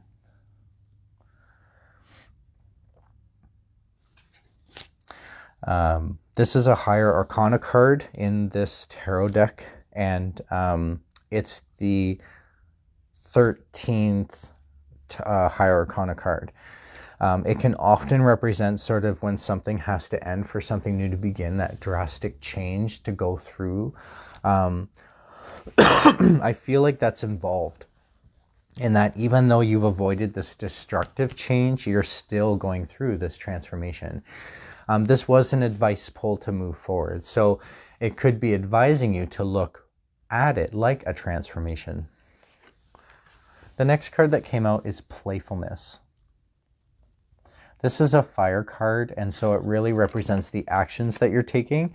And the playfulness is sort of like, I think the advice that's being said is to have fun. Have a little playfulness in this. Don't take it so seriously. Be mindful of how you feel and what you want for yourself, and how that's going to be appreciated by you, and how that's going to be acknowledged by you. And then the last card that came out is also a fire card. It's like spiritual, how we're changing and affecting. And the card is, of course, stress. So you can see from the image that this person is just overwhelmed, going through so much. They have everything happening, and then there's these working against him. It just represents the stress that has been involved in this for you, Shanine. I feel like that this has not been an easy path for you. But I also get the sense that you're handling it in a good way, because you've avoided this destructive change and you've avoided this confrontation. I think by doing that, that has helped you move forward. And the advice to move forward is to, accept the transformation, be playful, and pay attention to the stress. If there's any questions about that, Shanine, just let me know. Otherwise, I'll put the cards away and move on to Andrea.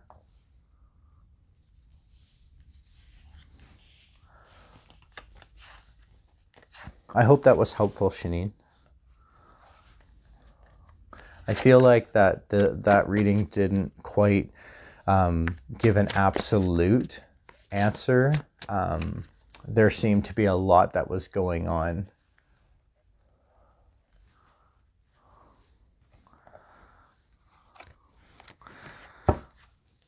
So that might be an example of taking it into a, maybe needed to take into like a larger reading, something that could be more complicated to look into all the different factors that may be involved.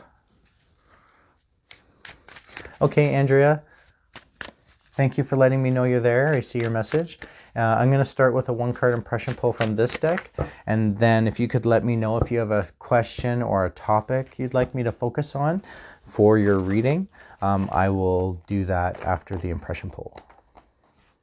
So, or you can leave it general. I am offering love readings tonight. I did do some mediumship readings, very short mediumship readings. So just let me know what you would like. I'd be happy to help you out. Free short readings are really like a 15-minute, usually around 15 minutes long.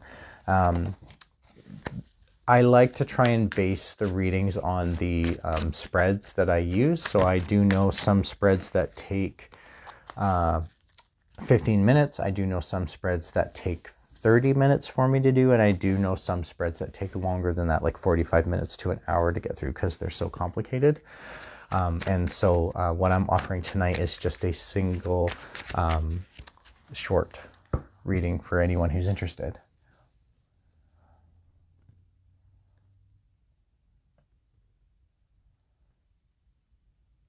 Okay, so I'll focus on love readings for yourself, for self readings, if you think that that would be helpful.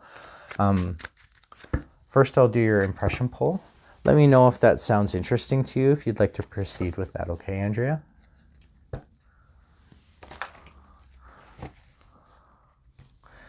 I can see your comment there. Do you have a question on that, or is that the topic you'd like me to focus on?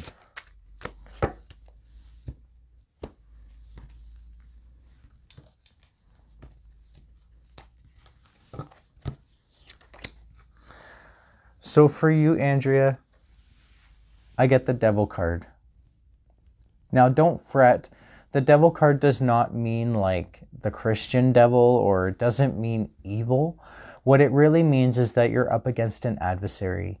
When it's in an impression pull like this, it can sometimes mean that the adversary is close to you, or that you could be the adversary yourself.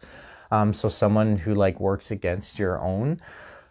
There could be something, I get the sense more that it's like adversary in your life, more so than yourself, but let me know how you relate to that. But there's definitely an adversary involved in the moment in your energy now. Okay, definitely. I will focus on that question and topic moving forward. I'm going to use my Morgan Greer deck.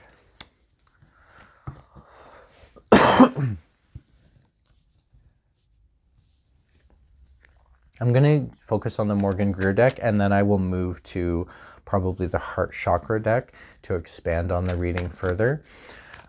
Given that your question is if you're still going to have a partner and a child, I'm going to just look at...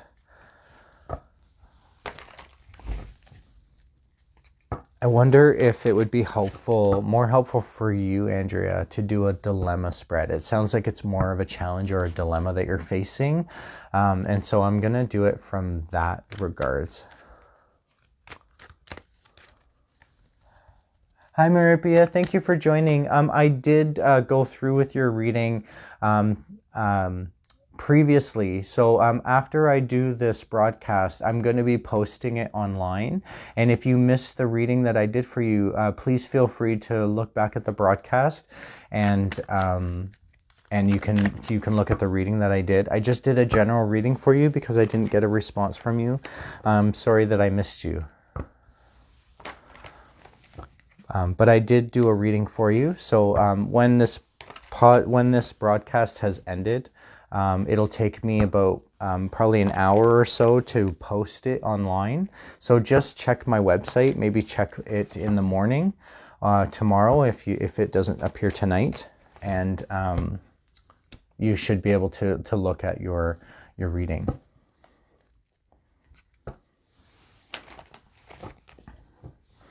Right now I'm doing a reading for Andrea. And then Brittany. I saw Brittany asked for a reading if there was time. And so Brittany, if you're still there, I'll do you next.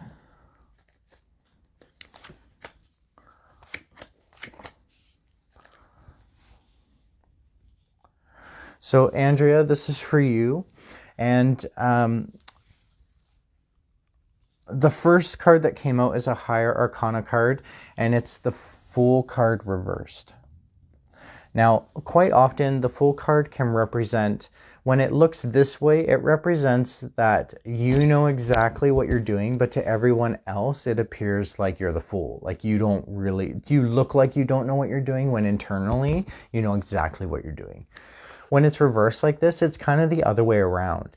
You feel like you may not know what you're doing, but to everyone else around you, it appears like you do. So everyone else around you sees you as being like confident, secure perhaps, or that you are like, you know, in your power, or that you appear to know what you're doing, but you yourself feel like you don't. The next card is the Six of Wands reversed, and this card tells me that you may have something you can feel proud of, but you don't. So you're not feeling as proud of yourself as you should. And I think that that's an important thing to point out, given your question. I think you may need to find confidence within yourself that you have this something to be proud of. This card would not show up at the table at all if you didn't have something to be proud of. So there is something from your past that is in relation to your question that you can feel proud of for yourself, and yet the cards are saying that you don't. So you may want to look back at where you have that strength, determine for yourself what you need for yourself to move forward. And then the next card is the Three of Pentacles reversed. What this card's telling me is that you're no longer the student in this, that there isn't something you need to learn to move forward. I think you have all the lessons that you need. You're ready to move forward on this, and so it's just a matter of time. Now, when I look at this reading as a whole, all three of these cards are reversed. And so I can see this as being a very challenging and dilemma time. It's not an easy thing to go through. And given that you're in this position now, feeling like there's this adversary, I can understand why. Especially if you're the adversary against yourself, which I don't necessarily get that feeling, but sometimes that's a message that comes out in this card within an impression pull. So I just need to mention that in case you can relate to it, okay?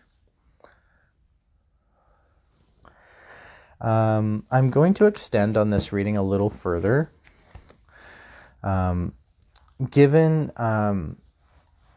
I'm going to look at what you need for yourself for your question. So in terms of, will you get into a relationship or have children? I see some dilemmas in that for you. If you can feel confident, know that you're not the student in this, that you don't have things to learn to move forward. If you can feel confident, if you can feel proud of yourself, and if you can know that you know what you're doing, that is going to give you the confidence to move forward, and that would possibly catch someone, or you would then be confident enough to realize and get into those relationships, right?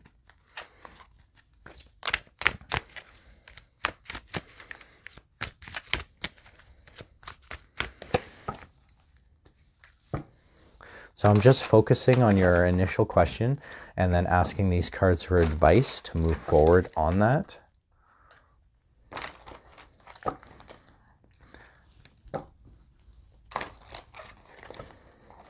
One thing that tarot is not the best at doing is answering yes or no questions directly. What tarot will often most likely do is tell you how to get to your yes or how to get to your no that you see fit. And so it's really about how the perspectives that it gives you for you to make that determination for yourself. I'm just going to cut the deck 3 times here. One more time. There we go.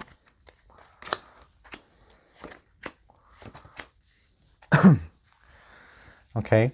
Now, the first card, which is really interesting, it is reversed. It is a 7 of action, of fire. And it is the awaiting results.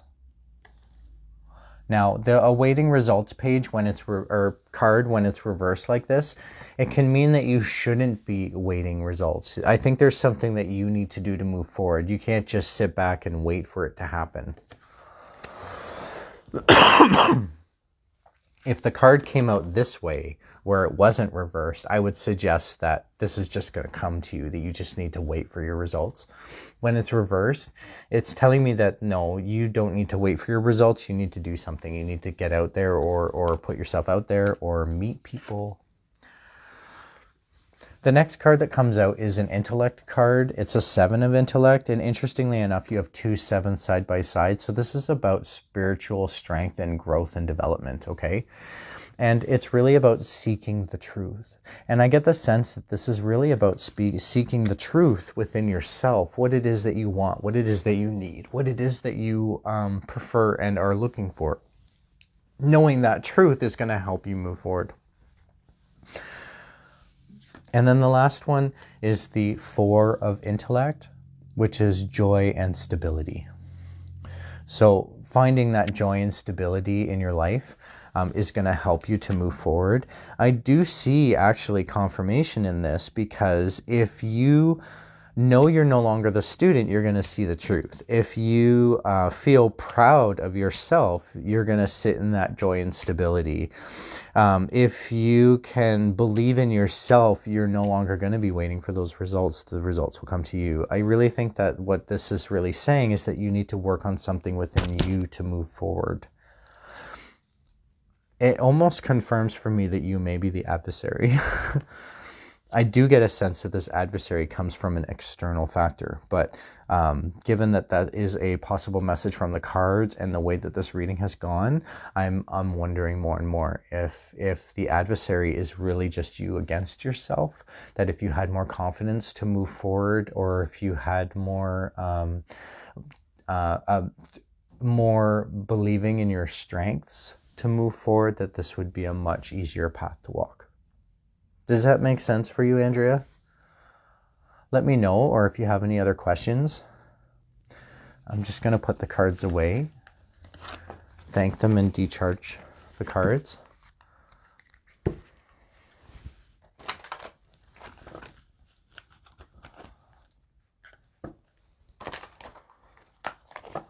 Hi, Mike. Thanks for joining us from Manitoba. I'm just going to give Brittany a reading, and then I can give you one. So, Brittany, are you still there?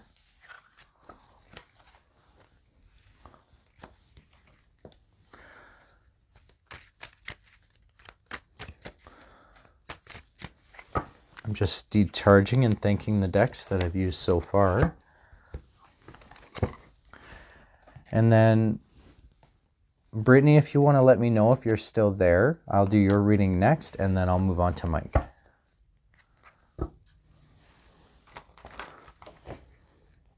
So, Brittany, what I need from you is for you to let me know that you're still there, and if you have if you'd like a general reading, or if you have a specific topic or question you'd like me to focus on. I'm going to start with a 1-card impression pull from this deck, and that's just going to tell me where you're sitting at energetically. If you have left the broadcast, I will be recording and posting this onto my website afterwards. So just keep that in mind. I know if you're not here to hear that. But hopefully you'll be able to check out the posting, and you'll be able to see that I did give you a reading. The card that I got for you is the 7 of Wands. Now, this can often be like when you're up against someone, your actions are not the same as everyone else's actions, and you're up against those other actions. So given that this is where you're sitting at energetically now for Brittany, I feel like there could be a struggle there, or something that you're up against. So I'll do a 3-card general pull, because I haven't heard from you yet, Brittany. I'm just going to do a general 3-card pull for you in hopes that it's helpful. Quite often when we do a general card pull or reading, the messages that need to be heard come out in the cards anyways. And so that's why, since I haven't heard from you yet, I'll try that and see if that helps. Just gonna cut the deck 3 times.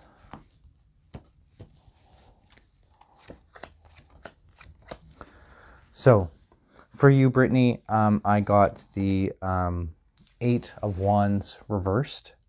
This can often mean that there is this like approach that you need to take to all this things that need to get done for you, all the tasks that need to be completed, and that they may need to be completed in a certain order. So as you're going through all the tasks that you need to complete to get to your goal, you need to focus on which tasks you do in what order and do it in the right order in order to get where you're going.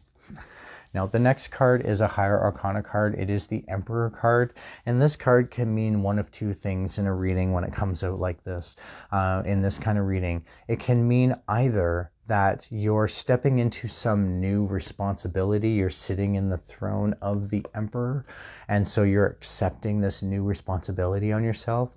Or it can mean a fatherly figure has come into your life, or that you've connected with a fatherly figure, or that there's this influence around you.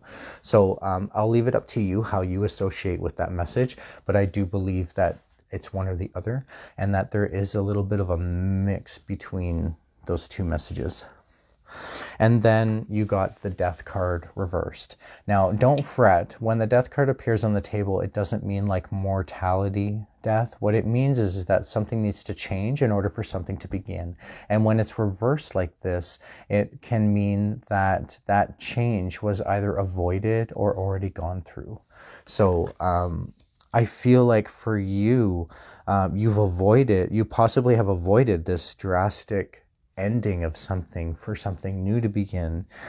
It may have to do with this fatherly figure that's in your life, and there's these tasks that need to be completed in exactly the right order.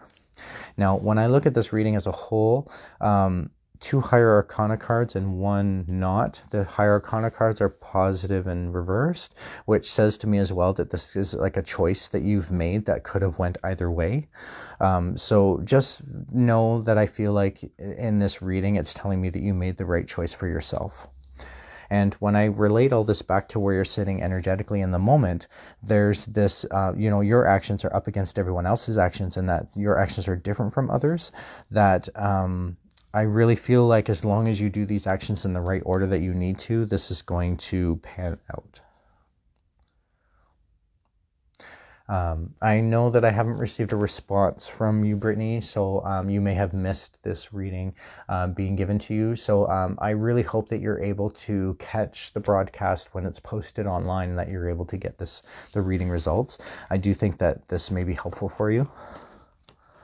I'm going to charge the cards and put them away, and then I'll move on to Mike. And Mike, you requested a general reading, and so I'll use that deck as well. Mike, I'm going to start with a 1-card impression pull from this deck, and that's just going to tell me where you're sitting energetically in the moment.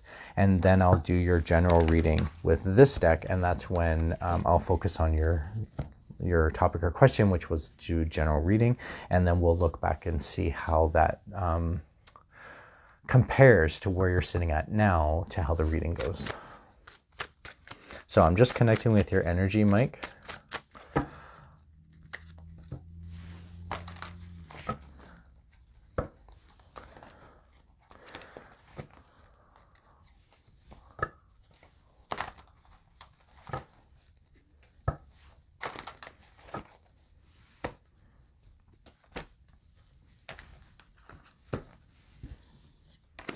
And for you, Mike, I get the 9 of Pentacles.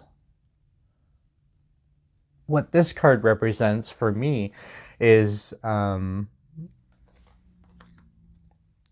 you have a pretty, like you feel like you have everything sort of, or you're in the process of obtaining everything in your life.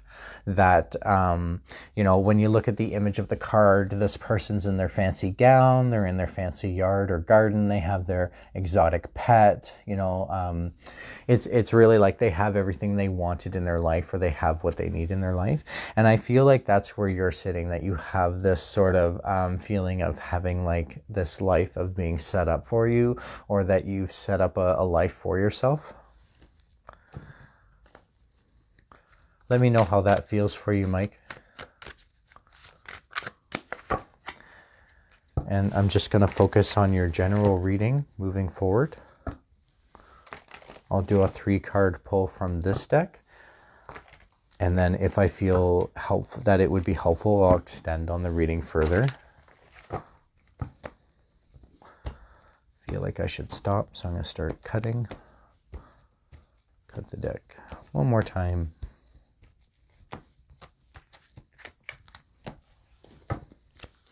And here we go. So interestingly enough, Mike, one of the things that I really need to point out is the Moon card is bookended by Queens. And so I will talk about that. All of the cards are reversed, and so I'll talk about that as well. But what really stands out for me in this reading so far is that the Moon card has hit the table. What this often says to me, Mike, is that you're a person of intuitiveness, that you have an intuition that you can follow and trust. When it's reversed like this, it means that you may not be connecting with that intuition as much as you could be. So just keep that in mind, that you have a solid intuition that you can trust. You just may need to trust it a little more. Now, in terms of these two queens, and I'll show you the Moon card the way that it's shown here. So it did come out reversed. Now, the first queen is the Queen of Pentacles, as well reversed. And what this tells me, Mike, is that something has stopped you from making some sort of financial decision or decision about health or finances. I get the sense that this is more about finances than health for you, but there's something that has stopped you from making a decision in terms of health. And then you have this reversed Queen on the other side of Cups, which is like an emotional decision. So you have this like emotional decision that's not being worked out. These could be related to be the same. If it's a financial and emotional decision that's not being able to go through, that would explain why both of these cards are appearing the same way and why they're book-ended. Because it's book-ended, I feel like that they're related to each other, and they're book-ending a higher arcana card. So I feel like if you connect with this intuition, this intuitiveness feeling that's happening inside you, these decisions are just going to, like, you're going to reverse these cards around, and these decisions are just going to be made. I really think that if you can connect with that intuition in yourself, this will be a lot easier. It will help you reverse some of these cards around to not be reversed anymore. When I look at your reading on how it played out and play it back to where you're at energetically in the moment, this may seem like turmoil for you, or, you know, because you're working on having everything in your life that you need for yourself, and then you're not able to make these decisions and you're not connecting with your intuition. That's going to make it a lot harder for you to obtain this. I really think that once you connect with your intuition and you can turn around some of these cards, this is going to come a lot easier. Does that make sense for you, Mike? Let me know if you have any questions about that. That makes sense. Yes, perfect. Okay, thank you for that. I wonder if it would be helpful to expand on this reading just a little further.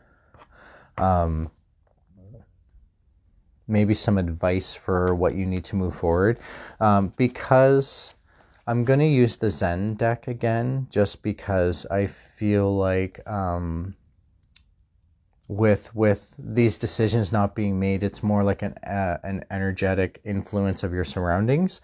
And so I'm going to get an advice pull from this deck that's going to give advice on how you interact with those surroundings to help you move forward.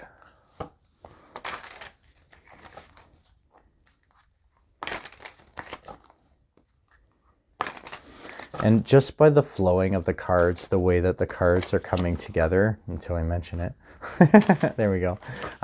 With the way that the cards are coming together, they're just flowing. They're just, going into their places and spots, and it just feels so smooth. And I really get a sense from you, Mike, that you are an ally to yourself in this, that you probably have a good head on your shoulders to get through this, and that I think if you could connect with that intuitiveness, you could be a very strong influence on your own situation.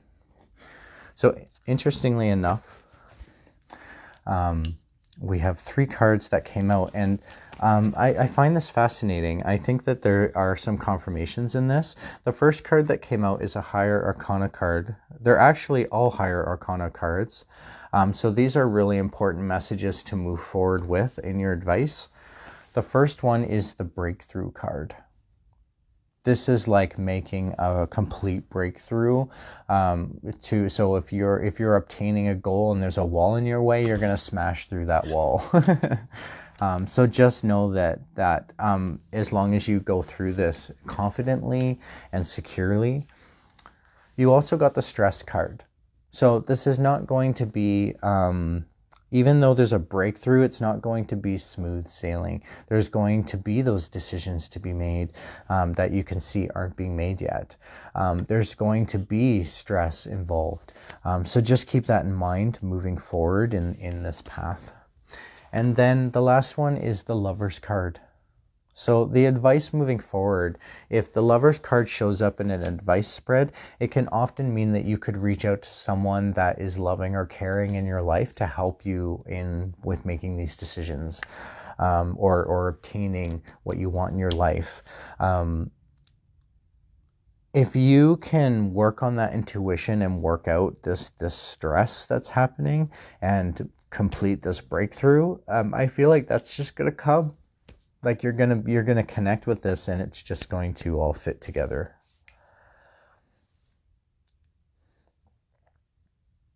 Does that make sense for you, Mike? Do you have any other questions? You're very welcome. I see your message there. I hope that was helpful.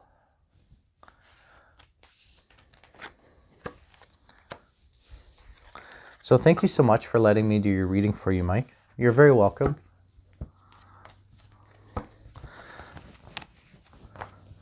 So I believe that's everybody. Thank you so much for letting me do your readings for you. I really appreciate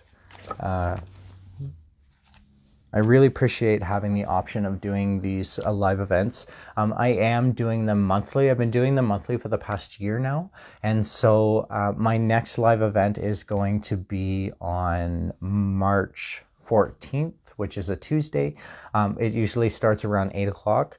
So watch for when I go live. You can connect right with my Facebook page to get into the next one. And the next tarot topic to be discussed is going to be on divination techniques. So I'm going to be looking at other techniques of divination that I do other than tarot. Tarot is like my go-to.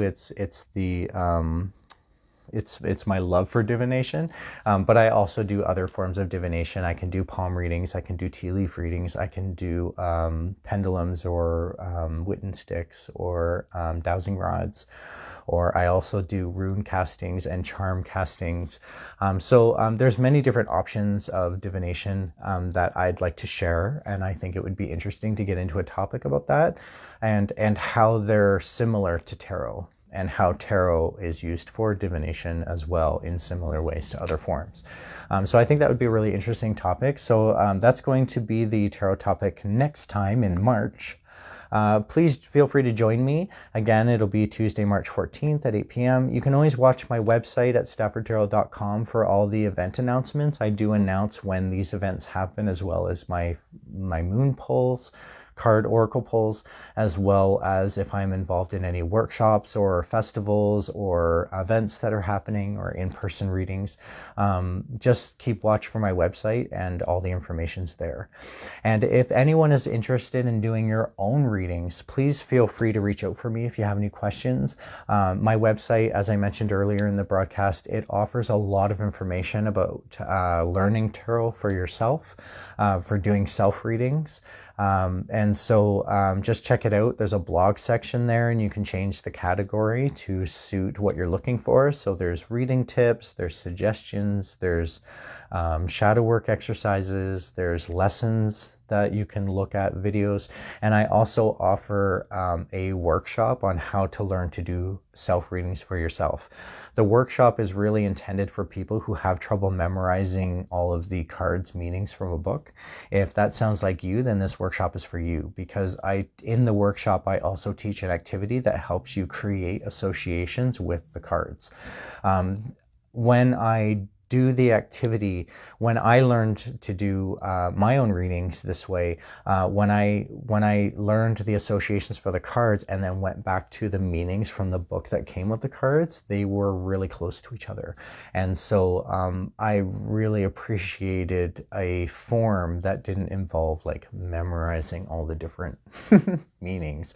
I do have all the meanings memorized over time. I mean, I've been doing tarot readings since I was like, I got this deck when I was 12 years old and started doing readings for others when I was 15. Needless to say, without aging myself, many years have passed since then, and I've been able to obtain that knowledge. But I see a lot of people online who say how frustrating it is to learn the tarot messages or the meanings, and how discouraging it can get for them. And so that's why I put together my workshop, is to try and help those people with that challenge. So thank you so much for joining me. Thank you so much for watching my broadcast. If you're watching this from my website after it's been posted, or from my social media, just know that all the readings are from the perspective of this point of the recording. And also, if you're interested to join me for the next one, feel free to reach out or join me on March 14th. Or check out my website for any upcoming events that you can participate in, or reach out to me if you have any questions or would like a reading. Thank you so much. I really appreciate seeing everyone tonight. I really appreciate giving these readings to everyone, and thank you for letting me give you those readings. Take good care. See you next time.